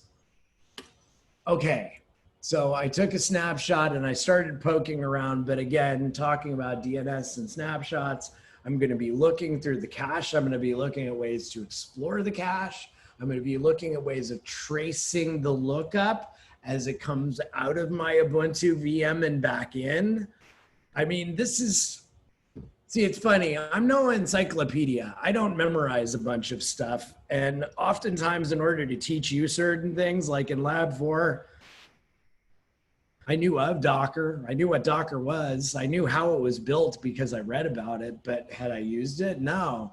I've been a director for so long that people under me have done the Dockerizing for me. And I decided I was going to roll up my sleeves and learn it myself in order to teach it to you. So on the fly all the time, I'm figuring out how to do all these things on these OSs to teach them to you, because I can just find the answers. And that's where I want to get you to. Let's get into proper lecture though. Enough of my babbling. And let's talk about service management briefly, or really just to finish it, because we talked about this a bunch and talking about run levels, run states, how operating systems boot up and the frameworks that they all use to start things up. You know how on any given operating system, fairly generally, unless the software is really poorly built, not conformant to standards or accepted best practices, or it's malware, it's just straight up malware trying to hide how it's starting up, you'll know how everything begins on your computer. And if you look at it that way, it will make it look like more of a molehill versus a mountain. Just wanted to recall to your attention some of the ways that we also start things up on Unix. And it's funny, this came to mind because in trying to start up Docker, I was having a real hard time getting that Docker restart policy in lab number 4 to get my container to reboot. There were a couple ways of doing it that that said they were going to work according to various write-ups that I read in researching it, but turned out not to work. And I discovered that there's an @ sign reboot token that you can put for the time in Linux in GNU userland versions of cron for crond, because crond is what actually reads the cron tabs. to start something up at reboot every time. When cron starts up, it processes all the files and who's ever cron tab. So again, this applies to every user on the system. Cron will go through all the cron tabs and it will start up as that user, that job at boot time. And at all those times that you configure in all those files like we've been setting up on all of our VMs. And yeah, Docker is pretty cool. I know there's way more I could have done there. And for those of you who are new to it, I wanted to make sure I at least showed you the door. It is really cool. It is good for setting up big fleets. Jeremy, if you've used it more extensively, don't hesitate to raise your hand and talk if you want to tell us some Docker stories, because we're talking about service files here. Okay, you use it at work. You know, that's a great answer right there. I think it was Mr. Mariski who asked, are you going to use this stuff at work? And the answer is F yeah, you're going to use this stuff at work. This amongst all the other things that I learned in college was the stuff that I actually used at work. The rest of what I actually do on the job to date, aside from stuff in programming classes, of course, when I rarely program, I learned it all on the job or by web searching for it. And thank you, Thomas, for the shameless plug. Indeed, join the cyber defense team, especially if you're bored and stuck at home and want a way to interact with peers. All right, remember too that there are personal RC files and some system services that exist for the purpose of starting up jobs on users' behalves, including crond, all have user scoped functions that allow users to start things up as persistent running agents or daemons, in addition to things that start up just on login in the background. If you want to know where something inside your system came from, there's always a really easy way to find it. And it's funny, I came to realizing again that I wanted to talk about this because of the mistake that I made in Lab 4. I had installed Nginx and just apparently totally forgot, even as I went through QAing the lab with Obata, that I had killed it afterwards. I realized, wait a minute, that's a bad thing. I knew that I thought we were going to want to pull Nginx in to override the configuration in the container, as we did do, but we ended up using the configuration from out of that container. And I had no idea that installing Nginx enables the package by default on Ubuntu. Was completely surprised there. So remember, with your bash RC, talking about Lab 0, step number 14, I ask you to do some stuff with your bash RC. Your profile also gets run here, but note that there is a totally well-published, well-documented progression of files that get sourced, that get read or interpreted on the pathway from the system booting up to you logging in, and you logging in is an event that triggers another bunch of things happening. I say it's worth noting etc here because we'll talk about user management and how it's evolved, but oops, I'm sorry. It's funny. I'm so used to typing homescale because, of course, as a seasoned Unix user, I have startup scripts for all these different Unix OSs I've logged into. And in my own homescale, I have my own login script for a whole mess of operating systems. It's funny, some of the file modification dates in here are really, really bloody old in this file tree. But where I meant to go wasn't homescale, that's just muscle memory kicking in, but etc on one of the Linux boxes. And note that I had to do LA to show files that are hidden because they started with a dot. The first time I did ls-l Etsy Skell, it showed nothing. Had to do -a to show all the hidden files because Etsy Skell is short for skeleton, and these are the skeletal login scripts that are provided to every user when an account is created. So you can add stuff in here, but this is all stuff that gets run. Again, when you log in, you have your bash RC and profile run, and there are scripts that you can run on log out. There's an entire chain of this, and it's all well documented if you want to figure out where anything is coming from. Again, the message is don't be afraid. It's just a computer, and you're not going to break anything. Any questions? Anybody?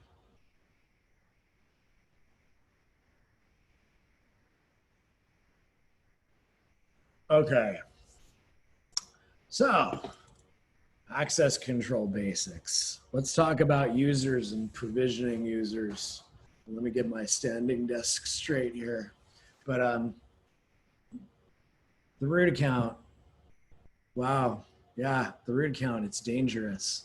Again, I find myself saying it repeatedly, but one of the things, in case I didn't drive the point home repeatedly in the labs, we stand up sudo where it doesn't already exist to make sure that we're using the same command everywhere, and to make sure that we are not running around as root on command lines, because there are several reasons for this being a best practice. And again, let me make sure I put this into the lecture notes where I want you to make sure to record some of the important points. Don't run around as root.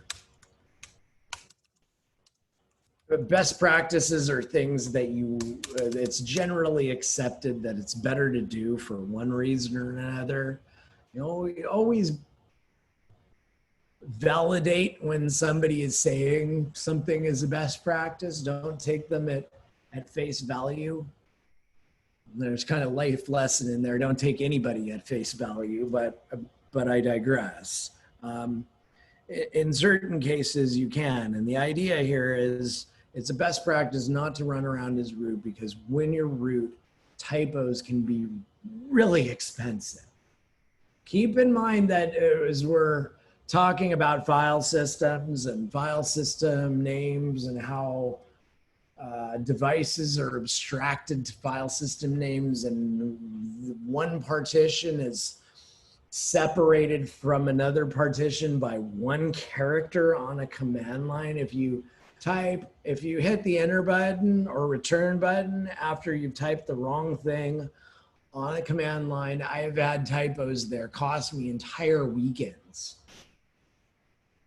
where I thought I was going to be partying and at the beach, but instead I was in the computer room fixing something. It's there to protect you. Most of the things that you do when you're moving around and browsing the file system, you generally don't need to be root unless you're trying to go into a subsection of the file system hierarchy from which you're completely barred.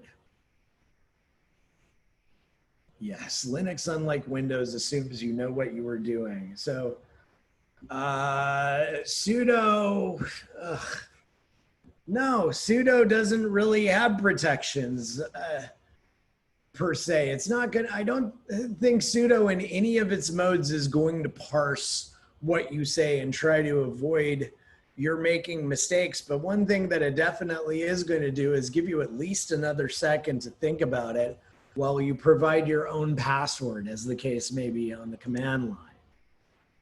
And again, the protection there isn't something sudo does, is that it's something that you're not doing when you're not doing sudo. Because if you make a typo any one of those times where you, as you're learning to reflexively use sudo, when you need to do something with privileges on your system, if you had made a mistake during those steps where you get permission denied, you could have broken something there. Not running around with root is what provides the protection. Does that make sense, Nathan? Did I answer your question? Is there a way to escape or cancel a command? Yes. When you're in the password entering phase, Control-C is always to provide an interrupt. Fail to log in correctly if Control-C doesn't work. But yeah, that's a good question. There are lots of times I've hit Control-C instead of logging into sudo because I went, oops, right then and there. Typos as root can really hurt. That's the message here again, just to make sure I say it again, because the whole thing with the root account is the root account, by definition, bypasses all access controls. That is its whole function in life. Root is a role that you take on. And that's another reason, I'm glad it reminded me that why it's a best practice to not run around as root. If you log in as root and you have multiple system administrators on the system, how do you know who did what? You don't. You just straight up don't. The word we're looking for here is accountability. And if people are running around as root and they log into the console directly as root, you have no idea which person it actually was. And this isn't to imply in any way, shape, or form that we want to come back and point fingers at anybody so much as we might want to go back and fix problems that are mistakes that people are making on a repetitive basis. And if they're elevating their privileges with sudo, some of you have already noticed if you've set up email and you fail to sudo or you're not in the right group to sudo yet, you get an email on your system. Sudo does a whole lot of accounting, and there is one of the log files under var log is getting an accounting of which user used sudo to run what command. And that can be really useful because it's a journal, it becomes a journal of administrative actions that are taken on the system. So in a lot of cases nowadays, because this is an accepted best practice, we oftentimes disable the root account, if not by default, as a matter of a configuration item. But again, a lot of OSs, as you see here, typically do this by default. You may have noticed you install OpenBSD, it asks you for a root password. You install FreeBSD, it asks you to set a root password and to set up a regular user account's password. CentOS, same thing, asks you to set a root password. Ubuntu, it just asks you to create a user account. That user account that gets created during the installation, it is assumed as an administrator of the computer and was added by default to the group sudo that is allowed to use sudo to exercise root privileges when it needs them. But the root account by default, sudo grep etc shadow, oops, I forgot my token. I started with the file. Sudo grep root etc shadow, and you're gonna see as we go through this again a little bit later, that is the password field right there. And that asterisk right there means that no password ever typed in at a login prompt is going to be a satisfactory answer to login as root. The only way for you to become root on Ubuntu is, well, the only way out of the box is to use sudo. And you can set a root password after that if you want, and then you can log in as root, but you have to enable that. And the Mac is the same way. It also has a root account that also has no password. Of course, we do want to become route, but we do want an audit trail. OpenBSD in their own peculiar way has their own command for replacing sudo, because OpenBSD has seen some minor versions of sudo go up to patch number like 31 in between minor releases of sudo. And for such a security intensive piece of software, that gives the OCD folks at OpenBSD a little bit of a nervous tick, and they got nervous enough with all the updates to sudo that they decided to develop their own alternative in-house. Like I wrote to you in lab number 1 that they just kind of have a habit for doing.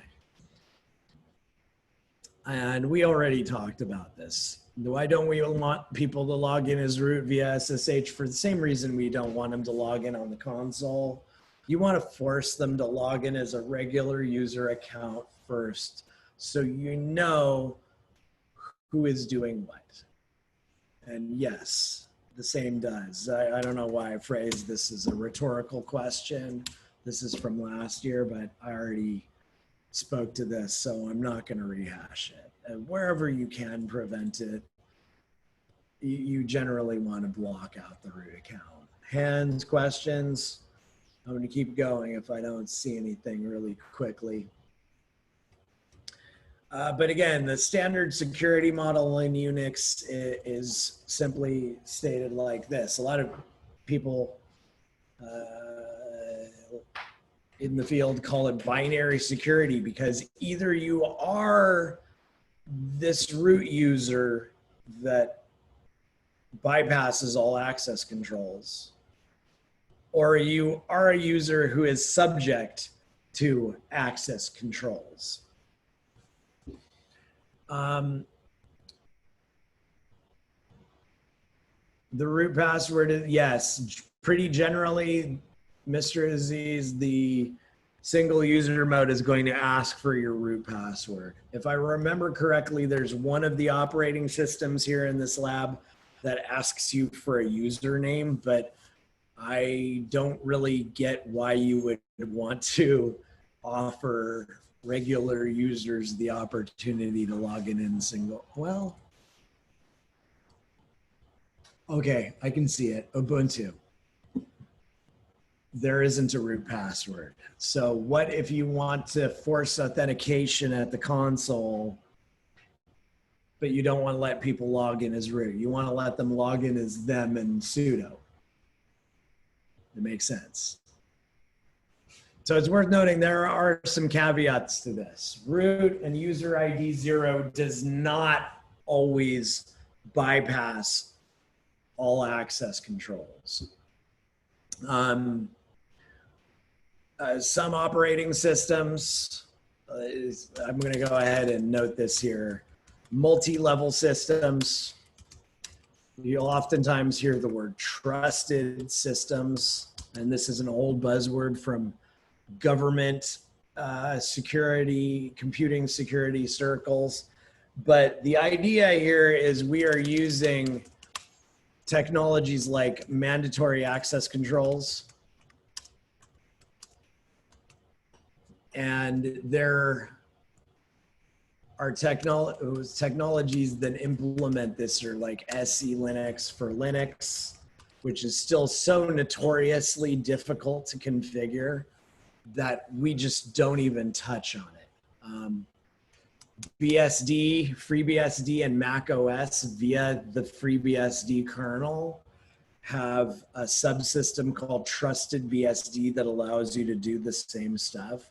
And long story short, on these systems, you have a complicated system of, in some cases, access control lists for all APIs of the system, so that you can block certain users from taking certain kinds of actions based upon denying them access to certain APIs in the system. It becomes kind of pervasive.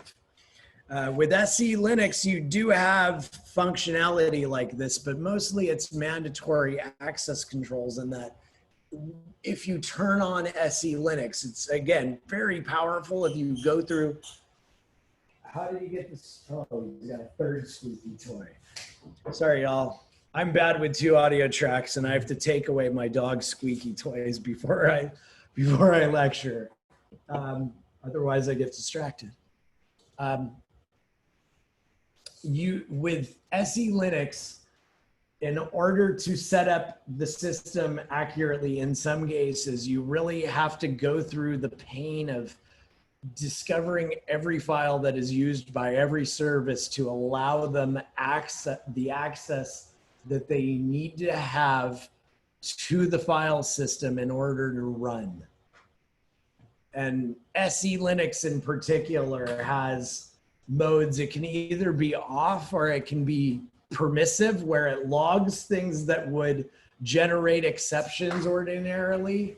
And the idea there behind that permissive mode is you run your software, you run your system so that you can figure out all of the things and generate a log trail for all of the files that it needs to access, so that you can set it up later and make sure it works, while avoiding a lot of the pain of learning how to set it up in what is called enforcing mode, where it will actually block things and optionally kill processes if they don't adhere to the rules.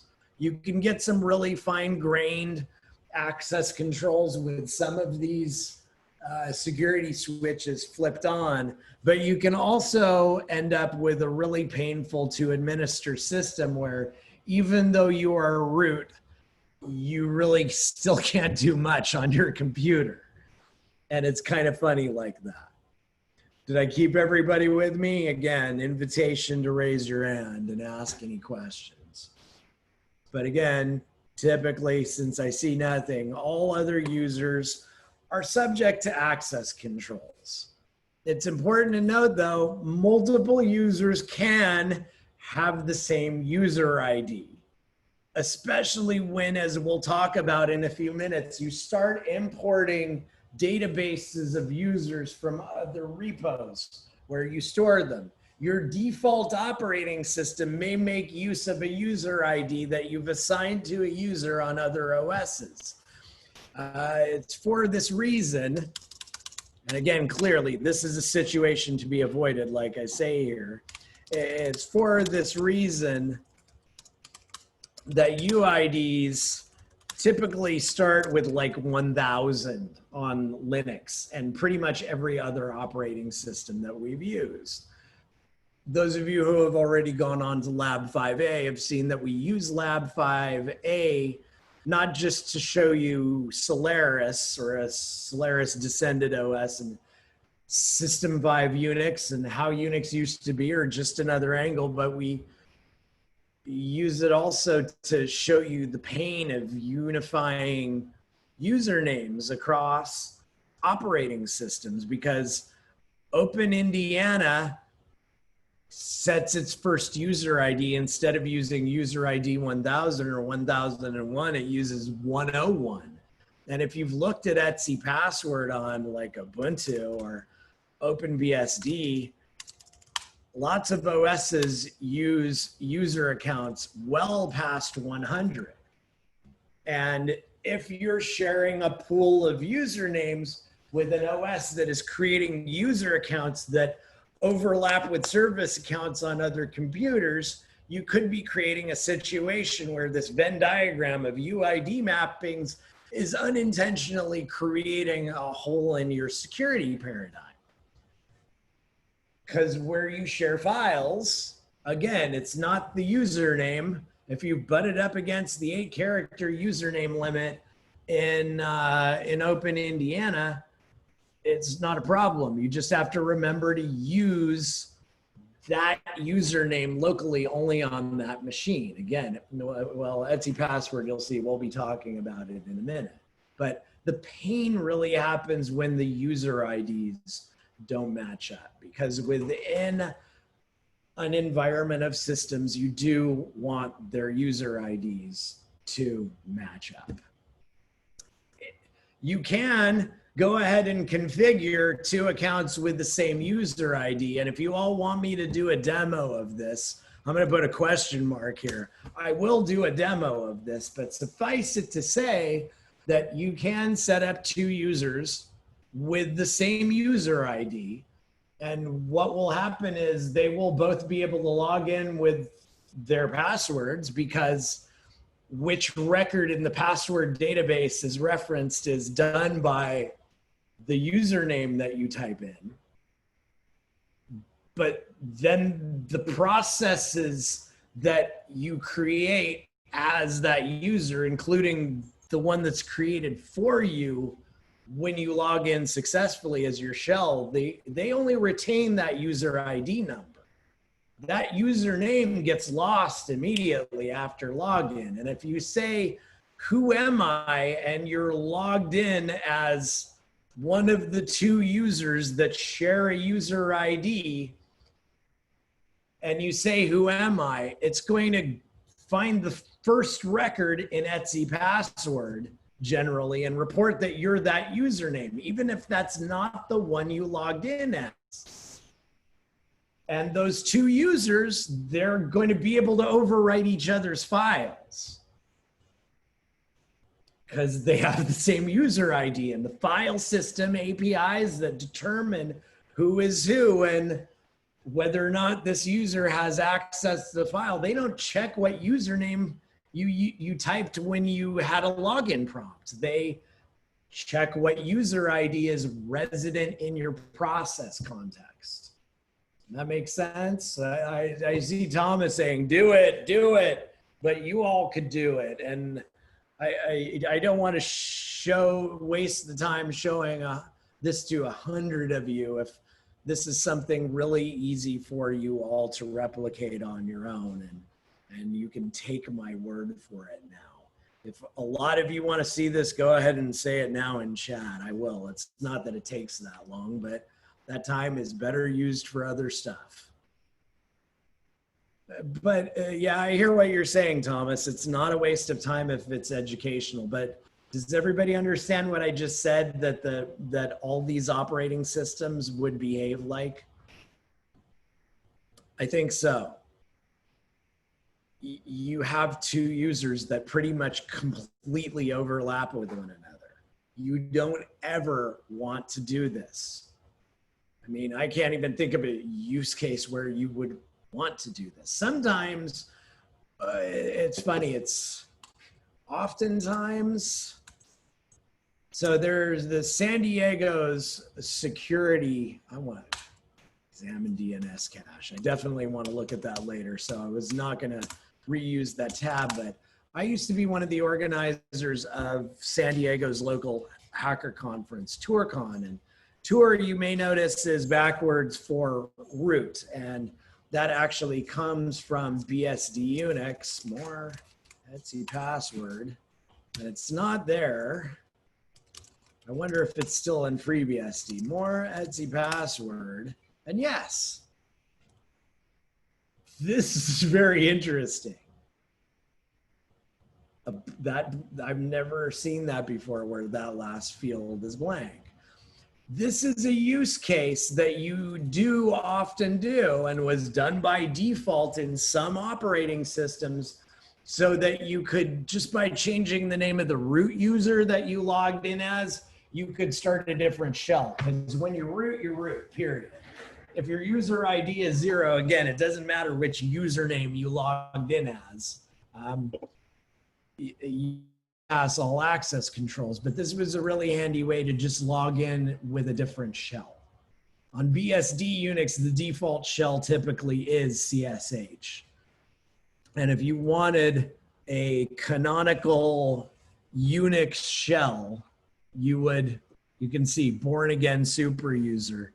I'm presuming that means it would run bash because it's a reference to the born again shell, but I didn't think FreeBSD had bash by default. We had to install it. Yeah, so that may be why it's there. And I'm curious if you don't supply a shell. So let's do this. Let's just do this as a quick test. Sudo password tour, and we can set tour's password. And there I was being asked for my password to sudo, and now the new password for tour, I'm going to make it the same as my fat finger. I'm going to make it the same as my root password. And now I'm going to SSH as tour at localhost. I'm SSHing back into this box as tour. And I'm going to say yes. And I'm going to provide the password that I just provided. And you're going to see that it's acting like I can't log in. And the reason why I can't log in, again, grep tour Etsy password. I was typing the right password. I promise you I didn't fat finger it 3 times, but this user has no shell defined, because if you want to use this functionality, you have to define the shell there in the last field. See, if we head -2 Etsy password, the last, oh, I forgot there was version control information there. Head -4 Etsy password. So this last field after the final colon on an entry in the password database is the login shell for the user. And for some service accounts that you want to, again, as a security precaution, not allow deny for, you see user sbin no login in a lot of these. And this is a way of expressly stating that this account just exists to own files and to separate them, but no interactive logins are allowed as this user. Only code is allowed to become this user. Did I keep everybody with me there? Cool. Maybe somebody with a not safe for work. That's a good use case, and that's a funny one. See, this is all the stuff that I miss not having faces for, because this material could be really dry if, yeah, it could be really dry. But yes, that would be a great one. I mean, you all saw, I wouldn't typically want to show what I usually set my user ID to, but customarily I set my user ID to 666, and I've been doing that since I was in college. At this point, it's just custom because it's 666 literally everywhere, and it'd be painful to change it. All right. So where was I? Anybody, any questions? Fire away anytime. So the local user databases, perfect transition. This is exactly what we were talking about. Again here, in Etsy password, in case we didn't cover it in enough graphic detail in labs or in lecture, this is the username. This is where the password historically would go, but we don't put it there anymore because Etsy password is readable by everybody. And this is how we map usernames to user IDs so that it's when we do an ls-l and list, so that we're able to list the owner's usernames of files, because that's way more useful than just showing the number. I mean, home is probably a bad example because typically every user's home directory is named the same as their username, but I know you all can imagine a situation where it's a whole lot less useful if you're just looking at numbers here for the usernames and group names. It really is a boon to all other non-privileged users to be able to see what the user's real names are in case it's somebody they need to find in a directory, and what username and group name they're in. That we all consider in the standard security model to be public information within the confines of the system. But like I said, we no longer put the password here in this second field because we don't want that to be public information. If people can see the values stored in that field, they can plug them right into a password cracker and start guessing what your password is. And password crackers, I'm not going to go through that door right now unless anybody asks some really pointed questions, because that one's really a question for my other class, the security class. But suffice it to say, you don't want to enable password cracking attacks by allowing any authenticated user of the system to be able to see the hashed passwords for everybody. We store this in a file that not everybody can read. And again, on Linux distributions, typically this is stored in Etsy Shadow. Etsy Shadow is the traditional AT&T Unix place for storing the shadowed password. On BSD operating systems, we use Etsy master.password, and I'm going to go ahead and show you sudo more Etsy. Sudo more Etsy master.password. And is that similar to the phrase bash line hash? I've never heard that phrase, Neil. Sorry. Baseline hash. I've never heard that one either. Some context may be helpful. If you want to raise your hand or if you just want to talk, go ahead. But baseline hash, I've never heard it before in my life. Go ahead. You can just unmute. I still haven't. So on the boat, when we were upgrading and downgrading from our secret to way above, we had a baseline hash that knew where the system was when we were at one classification level. And when we raised classification level, when we went on deployments, then, but we needed to know the baseline hash so that when we secured our posture and we went back down to the previous classification level, anything that we had on our system that was above the current classification level, you couldn't access it, and it used the baseline hash. So this was a set of. This is our tactical systems. Yeah, this was a set of standard passwords that you would put in place essentially by replacing the hashes. Yes, and we had to use the passwords to upgrade it and then the passwords to downgrade it. Right, because the passwords were associated with whatever security classification the mission you were on was at, Yes. right?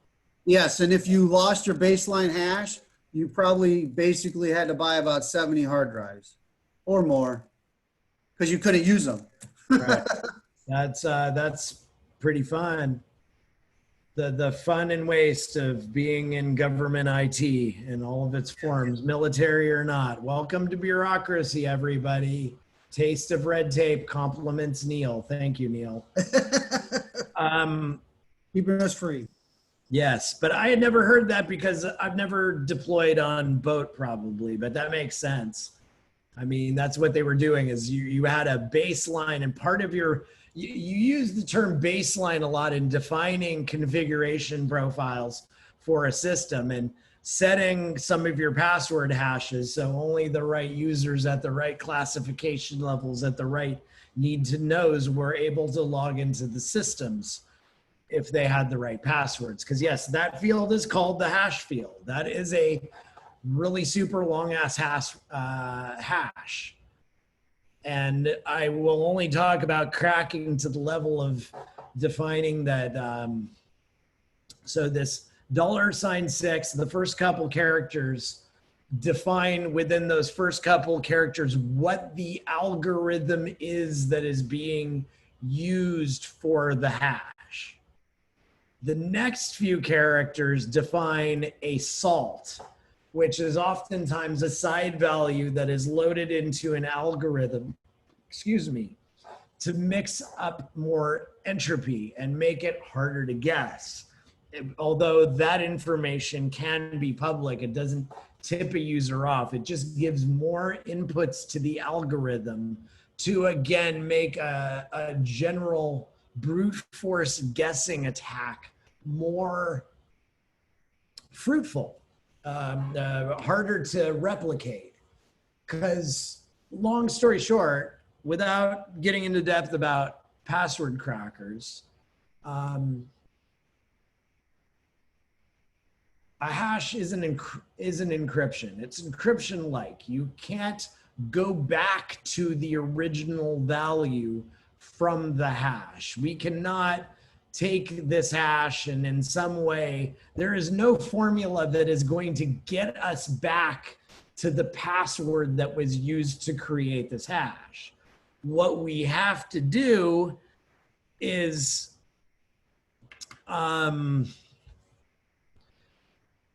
we have to provide a password guess, put it through the hashing formula, and see if it matches. And that is how authentication is performed. So needless to say, if you're trying to prevent an attacker from guessing passwords, your algorithm, part of your algorithm's strength is derived from the computational cost of of running through an operation with it, of doing a computation. Because with the classic ones, it's funny. I don't want to show you an old password file. It's funny. There's some ones publicly.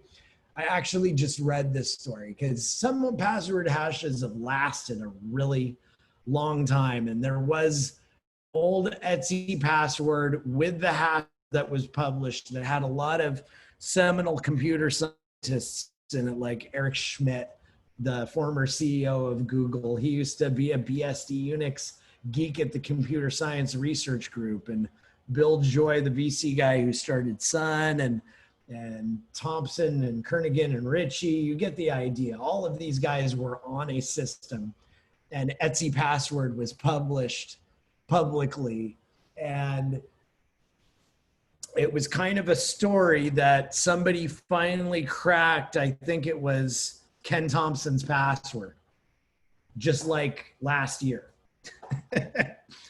Because again, you have to guess what was typed in.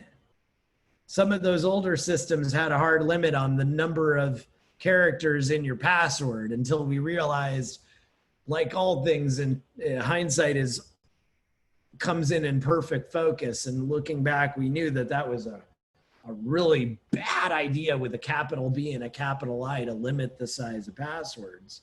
But somebody just finally cracked one of the original Unix guys' passwords from this password file from like the 1980s right now, even though it used this weaker cipher, this weaker hash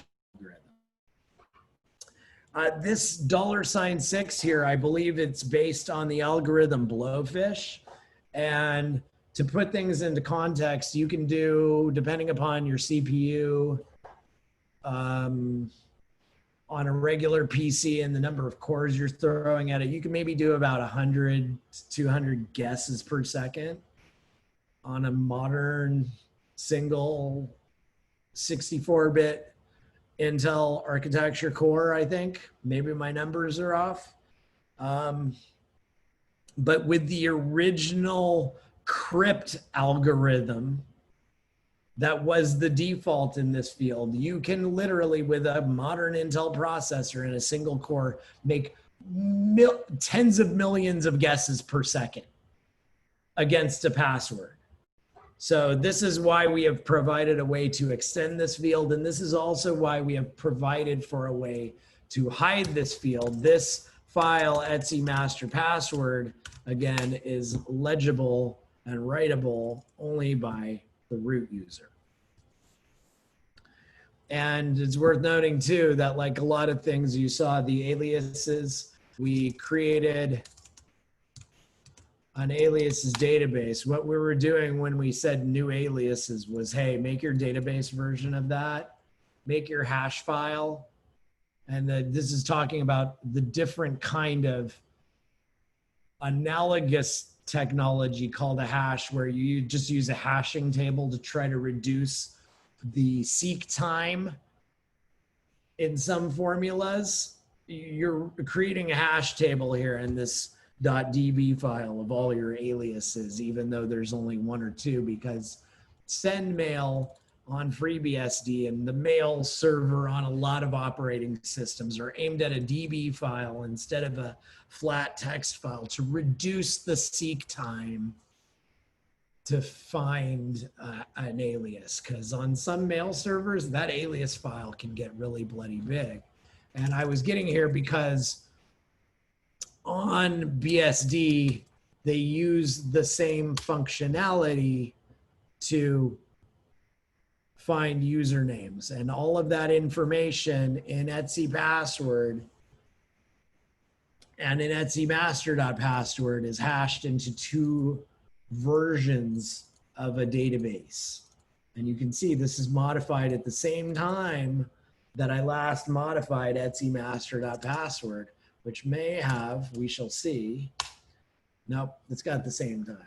So it's funny, you may well change a password that will force Etsy master.password to change because you changed that hash. And so it recomputes this file because you only changed a password. Worth noting, some operating systems have their own stuff.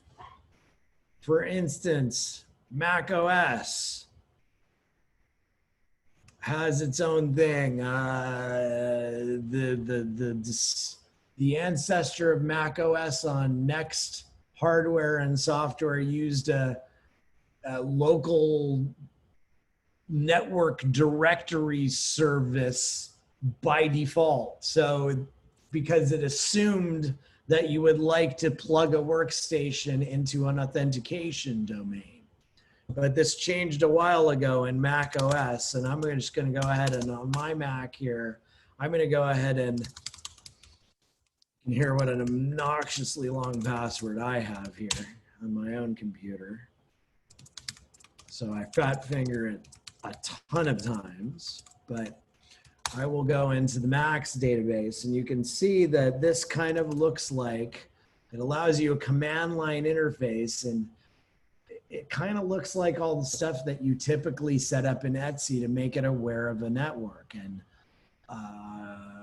Apple, like a lot of OSs, has moved some of the contents of these traditional Unix flat files and hash databases into the framework for a distributed database so that you can plug into an authentication domain or a domain of systems where all of this data is shared so that you can configure it all in one place.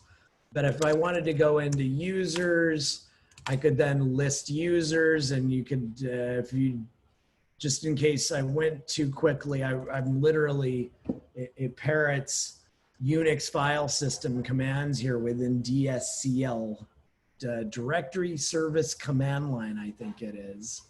And if I were to read, I've created a couple of interactive accounts for testing purposes here on my own computer, like one that I use for testing stuff for this class. And if I were to read CS470 here, you would see how much other stuff Apple also puts in here, so you can get an idea why they went this way as opposed to doing it the old Unix way. I'm gonna put the name of the utility here. This directory, var dbds local, that's where all of the data is actually stored. But you can see here going from the top, wow, this is a long thing. This is a really long thing. I wonder what field this is. Now I'm doing page up and holding down page up. Wow. All of this is in a single user record. Okay, on FreeBSD, we had a line and sometimes it wrapped really long because of the hash field. But I'm betting this is because, again, Apple wants to put all kinds of neat frilly things in here that make it a nice looking Mac. This is probably a hex encoded representation of the user picture or something like that. The picture associated with the user account. And I'm so far up, I'm halfway up in my terminal scroll backlog. This is ridiculous. You can see how big one data field is. It's making the rest of looking at this user completely untenable. And it's funny because I wanted to use this account to give you an idea. I used this one instead of mine because I knew the CS470 account wasn't going to have a lot of this stuff set up. But you can see where some of the data is put, like our primary group ID. That lines up to this field here. This one is the user ID in a traditional password file. This is the group ID. And the real name, this is the user's real name, and the actual username is called record name because it's the name of this record in this directory service, and that's the user ID, and that's their login shell, and you get the idea. AIX puts it in yet another directory. I think it's var security, and I put a question mark there because I didn't have the time to verify that yet. But again, AIX, like a lot of things, it does its own way. Just know that if a user has no password configured, if you see a star in this field in the shadowed password file, that means the account is locked.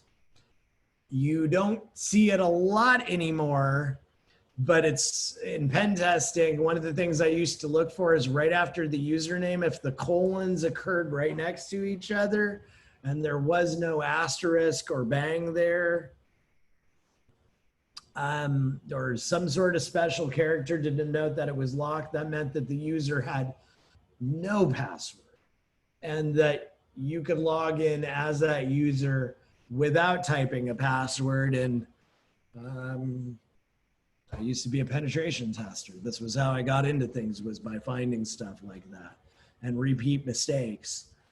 And on some operating systems that used to roll out, notably Silicon Graphics, old version of Unix, that used to be, unfortunately, an out-of-the-box configuration for a lot of accounts, and including one of them called Out of the Box. Doing time check, 10 minutes to 9. And indeed, I'm going to have some stuff for next time to leave over here. But this is all important concepts. So Etsy group, again, Etsy group has a syntax kind of like the user file. We have, for some reason, we have a vestigial field where the password would go in a password database, but there's never been a group password to my knowledge. You don't get to log in as a group. So I am unsure why that is there as opposed to just having the group ID be the next field. But they are all implemented like this. This is just the way that it is. And it is, again, a shortened version of it, looking similar with colons as field separators. But after the group ID is a colon and then a comma separated list of all the users that belong to the group. Again, as I showed you, more Etsy password, there is a group membership that is defined inherently as a part of every user, and it is their primary group ID. By default, files that a user creates have their default group ID as the group ID associated with the file. But a user is allowed to assign group association to any file or set of files to any group of which they are a member.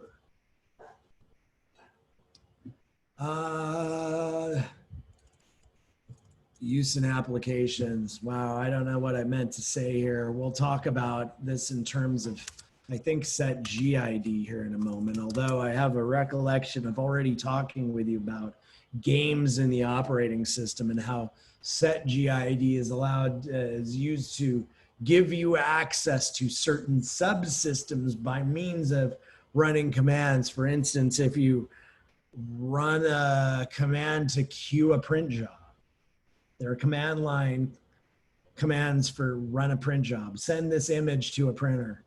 And oftentimes those commands are set GID printer or whatever or LPR or LPD or whatever the name is for the printer subsystem, so that you, while you are running that code, can insert that print job into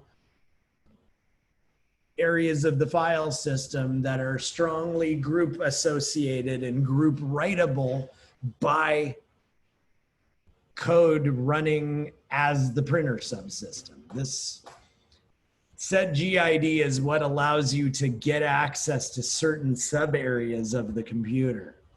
And some of them have special purposes like this. Just in case I didn't say it, to say it one more time, on BSD Unix, the wheel group is an analogy for all the people who are allowed to take the steering wheel of the computer. And if you're not in wheel, you can't SU root. You can't become root with the SU command. You can, of course, compile another piece of code like sudo. Well, you couldn't install sudo with the right permissions if you weren't able to become root. But a way around it, if you were the admin, if you were me, I made you install sudo, so that it was, sudo only really cares about its configuration file. It doesn't care about the wheel group unless you make its configuration file based upon the wheel group. And this is a place where you can start to notice where some Linux systems start to diverge from one another. Notably, or even some Unix systems, for instance. For instance, on the Mac, the group ID that is usually allowed to become root is the admin group. It's not the wheel group at all, even though Macs are descended from BSD Unix. And if we're to go over to Ubuntu, there's no wheel group. For Ubuntu, it uses sudo. And this is particular, I believe, to Ubuntu. Whether or not it inherited it from upstream in Debian Linux, I do not know. Ubuntu is based on Debian Linux, but on Ubuntu, it cares about the sudo group. On CentOS, this is stylistic. CentOS implements the BSD wheel group, sort of. It's group 10 now, not group ID 0, but you can see where inspirations for configurations happen. And again, Linux is just a kernel. The whole OS that goes around it is an act of adding software on top of software on top of software. So this is what I wanted to get to with all this, with respect to those people who ask me questions about, it doesn't matter that my Solaris system has an 8-character username limit. No, it doesn't. It just means that only on that system do you use an 8-character username, or maybe you use the same one, but it's just truncating it at the login prompt. I always use Peter for mine, so I've never butted up against that, but I do know how the software is going to behave, and it just means that you're probably going to be using the first 8 characters of your typical username there on your Solaris system. And these only create local mappings within that system. Etsy password is a local file.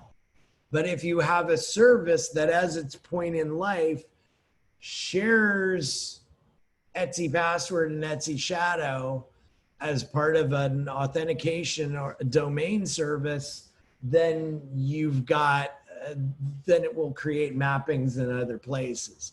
And there are services that did precisely this. And these are some of them, NIST and NIST Plus. NIST stands for Network Information System, I think it is. And it was a security nightmare, and it was super ugly. And it made sure that you could not shadow your password hashes. They had to be visible to all users for the subsystem to work. So this was a horrible security headache, and you should never use it. And NIST Plus is so ancient that you should never use it, aside from an experimentation. Never use these in production anymore. I'm going to go ahead and write here. What we tend to do way more often nowadays is use something like LDAP. Again, what we're looking for, as we've discovered over time, and having an authentication database is not just usernames and passwords, as you've seen in a lot of cases. I think one of the operating systems asked us to fill in the geekos field, and it called, as you will see, this field right here, where you put the user's real name, is sometimes referred to as the geekos field, GECOS. And it comes from an older, different operating system, but you can have comma separated information in that field to provide a user's name and room number and phone number and directory information, because really this is a directory. And it was thought of, oh, wouldn't it be neat if we could just put people's phone numbers in Etsy password? And yes, somebody thought of that, because it is kind of a directory. Well, on the other side, moving forward, nowadays, oftentimes we plug our Unix systems into a directory to grab a centralized database of users. This is for a variety of reasons. Not only is it tremendously useful to not have to configure each user on each system, but it is tremendously useful for all of those users to be able to reset their password as a self-service operation from a central repository of login information. And generally to share it between all systems. I mean, on business networks for which I have been the IT director recently, it's funny, if you told me that I would be doing this in the year 2020, in the year 1997, I would accuse you of heresy. Yeah, of course, single sign-on. That's the whole point. And I'll get to Kerberos in a bit, Stephen. Thanks. Here you go. Single sign-on. There it is mentioned. I was almost there. But Active Directory is, you owe me no apology. Don't worry. This is, again, joking. Come on, man. It's me. Active Directory is Microsoft's value-added version of LDAP. So it has a lot of extensions to it for Windows systems to do Windowsy stuff, but some of the extensions for it allow you to save the Unix password database information in Active Directory, so that accounts that you configure in a Windows domain, you can log your computers into Active Directory with computer accounts so that they can authenticate against a central database. Because if you have Windows and Unix systems, that's pretty much the whole world nowadays. And it means that all of your computers are able to share the same subsets of usernames and passwords in a way that is has password resets be user serviceable from domain workstations, from user desktops, if users have domain joined computers on your domain. This is something very common that I do.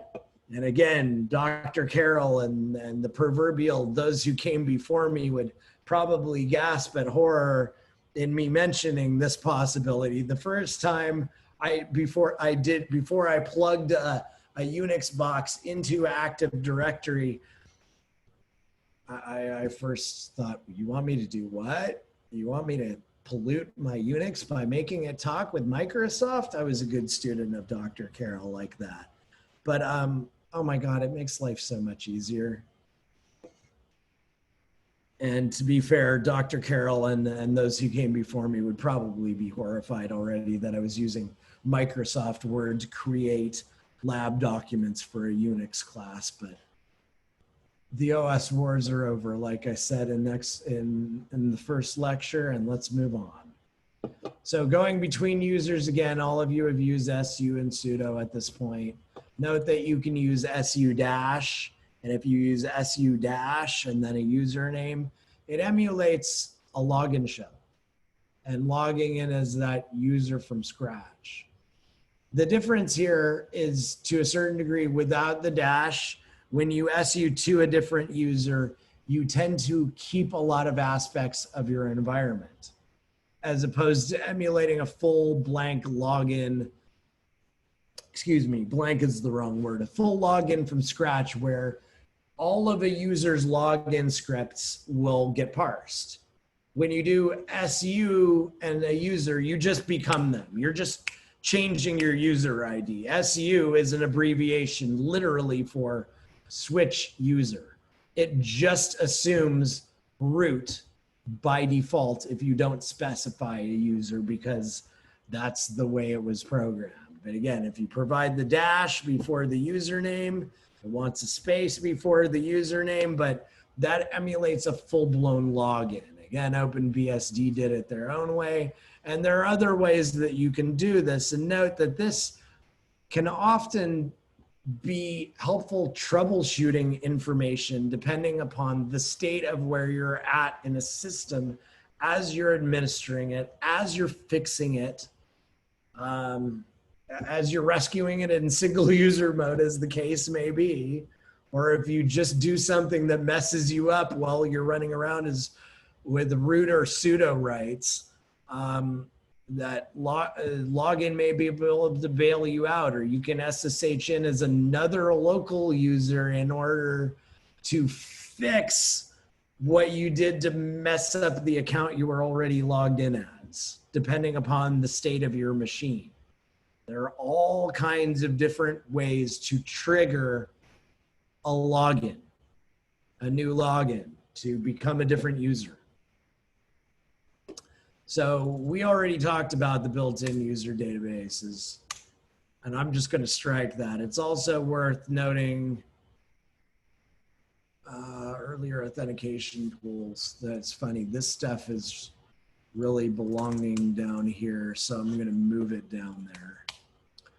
And LDAP, just because I didn't say it, is lightweight directory access protocol. And it defines an entire schema for sharing all of this Etsy password information out of the box in open implementations. And again, even in Microsoft's, it's done so much that Microsoft just developed support for it over time. And then not only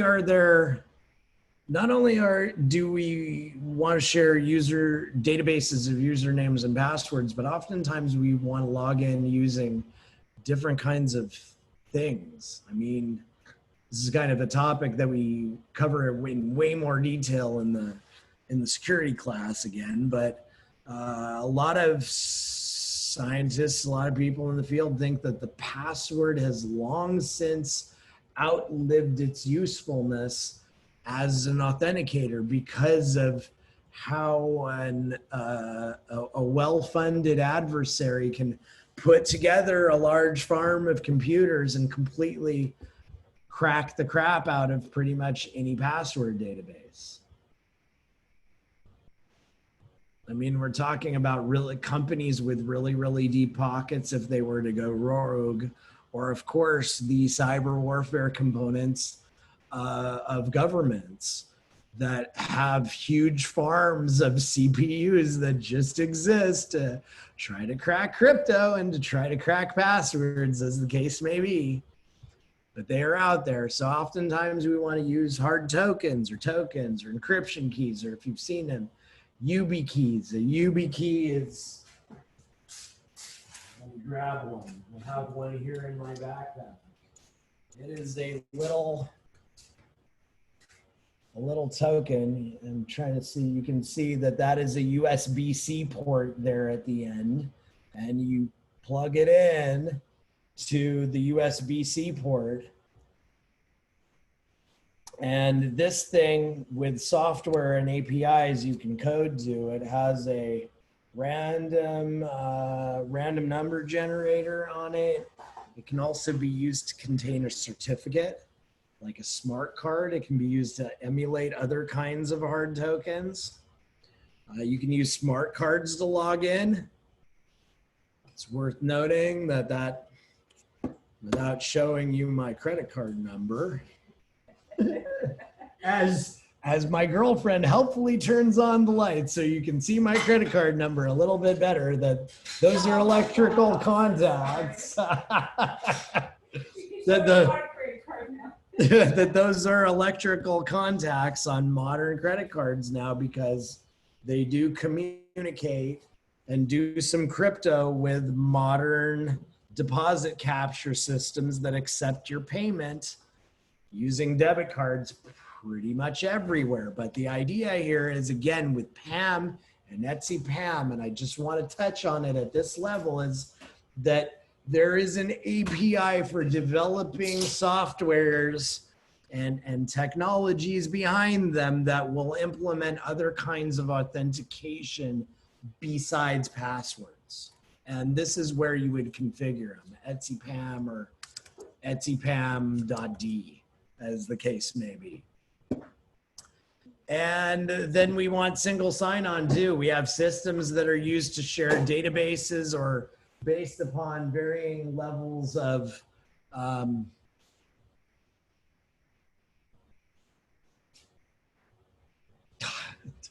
train of thought completely derailed right there. You want to have a domain of and database of associated users that are able to log into a group of systems, but also within that group of systems, because you have a semblance of trust between them, you want to use systems that Kerberos is one that provides this idea of single sign-on.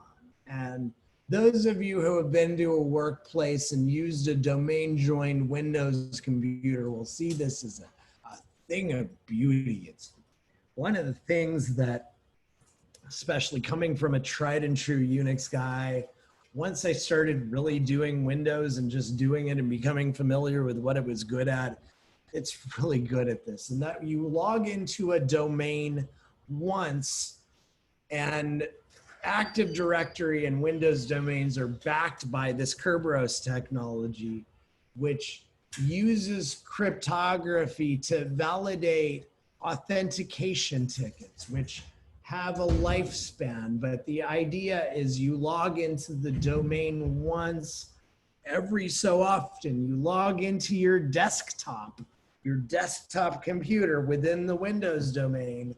And from there on out, that authentication to the domain also serves to authenticate you to all of the file servers and other computers that subscribe to the authentication domain in a way that you only need to log in once. You all also experience this as SDSU students, because you can see a lot of different web applications use your SDSU ID. And this is what we mean, again, by an authentication domain. But some of them, excuse me, some of them within SDSU not only share that authentication domain, but are able to notice that you're already logged into another website with your SDSU ID, and you don't need to provide that login again. It's a real time saver. It's a real pain saver. But it needs to be some really intensely security-minded software when it's coded, because any flaws in this, needless to say, websites can examine cookies in your browser and might be able to capture this if you're using SSO with a web browser. But I just wanted to briefly talk about this. When you plug a Unix or Linux system into a Windows domain, and I'm going to strike Active Directory because I already talked about it above, but they get this. You log into the domain once. You log into the domain once at a Linux login, and if you fully implement Active Directory support, then you within your account are able to, if auto mounting is allowed on your local system, able to grab file servers all over the place without additionally logging into each server in the domain that's providing you a service. And it's really nice. It's really nice for users, and it's really nice for admins when it works. And I want to take questions for a second before I take one more break, because we've been, again, another about an hour 30 or so since the last one. Mr. Ware, why is it a good thing I'm recording for posterity? And anybody else, do you have any questions? Nathan, if you're listening and you feel like answering, just unmute yourself and tell me. Going once? Because of the credit card. Ah, yes, indeed. Don't you think I've kept that in mind? And as I show you my password hashes in terminal windows, needless to say, I use a throwaway password that I don't use for my other systems inside my class VM, so that I can show you those hashes and you can see them in recordings without really cracking my password for other stuff. Not the same password, y'all, sorry. And Luis, glad this is at least mildly entertaining, whatever it was. Any other questions? Going once, going twice. All right, let's take a short break. It's 9:14 right now. Let's go break 9:14 to 9:20. Let's make it a shorter one because we're only going to have like 25 minutes or so afterwards before we call it a night. So pausing to resume recording, even though the game isn't over. Oh no. Why does Kenley Jansen have to make it exciting? And sorry for letting baseball intrude there during lecture time. I'm now no longer watching. So file system permissions and UMasks and ACLs. Some of this came in from a handout, and I'm pretty sure I actually covered this already in lecture. Did anybody miss me talking about permissions the prior time? Do I need to cover this again? You mean just using the change mod and that Yeah. command? No, you went over it. I covered it, right? Yeah, I'm certain you did. Fairly certain. I think that this is a stale artifact, and I'm wondering how much more I want to go through, or if I just want to call it a night, because package management could easily take more than 20 minutes. So I think what I want to do here is take some question and answer if anybody wants to do it. And we're going to stop lecture for the evening, and I'll continue Monday at talking about package managers on all the various Unixes and Linuxes. And if nobody has any questions, we can call it a night. Although the ball game just ended, go Dodgers. Does anybody have any questions? Kyle, again, we're on the honor system here. You can unmute yourself. All right. So I asked earlier about if anyone asked any questions regarding not receiving mail for their OpenBSD cron updates. And you directed me to the erratas of Lab 1. Excuse me, Lab 2. So it's an issue with Lab 2 for the OpenBSD cron Yeah. updates. We set up mail in the mail service on FreeBSD in Lab 2. I'm sorry, I directed you to the wrong lab. All right, We set up mail in Lab 2, so that is in Lab 2. And I just noticed that Kyle's got a great picture. Did you just choose the worst moment to grab a picture of me during the lecture? It looks like I'm horribly pixelated, but I'm also horribly constipated. It looks like I need to run for the bathroom. You had a nice freeze moment. Oh, okay. That's funny. I kind of want the screenshot for posterity. If you wouldn't mind sharing it to me, I'd love a higher resolution version of that. Yeah, I'll forward it to you. That would be great. So the FreeBSD one. All right, I'll look through that. Sorry. That means totally my mistake. I'm sorry, and I didn't mean to cut you off. Oh, no worry. You didn't cut me off. It's okay.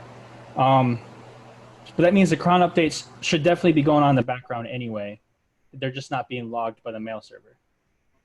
That's correct. They're happening, and when they happen, then they send a mail. You can look in the mail log on your OpenBSD system. Every system has an OpenBSD client, or excuse me, OpenBSD client, an SMTP client that talks to the SMTP server on FreeBSD to send that mail to your inbox. All right, so, and checking mail, of course, I just use the mail command in OpenBSD, and if I am receiving these cron updates, they should be posting in my mailbox. Pretty generally. The only problem with this command here is you don't have a way of setting your from address. Mm-hmm. And that is done by crond on some platforms, and we kind of hardwire it in some ways. But again, I'm sorry, I aimed you at the wrong lab. Right step number, wrong lab. And if you can still see my screen here, yes, there's a whole bunch of additional stuff here in number 25 on making those first two BSD VMs talk to each other for name service. All right, well, then I'll definitely take a look at that and see if that fixes the issue. And then I'll bring up any strange cases if I'm having any other issues, and like maybe a lab in the future. Okay, cool. Right, thank you. Anybody else? See one question in the bag, and where it's already almost 9:30. If you don't want to be here anymore, all y'all are free. Because if we don't have any questions, I'm just going to give you back a little bit of your Wednesday nights. I kind of want to do public office hour. I will do one-on-ones again tomorrow night with the waiting room again. So if you want help one-on-one, you're very welcome, Nathan. Thank you. Thank you for spending your coronavirus summer with me and Nobata.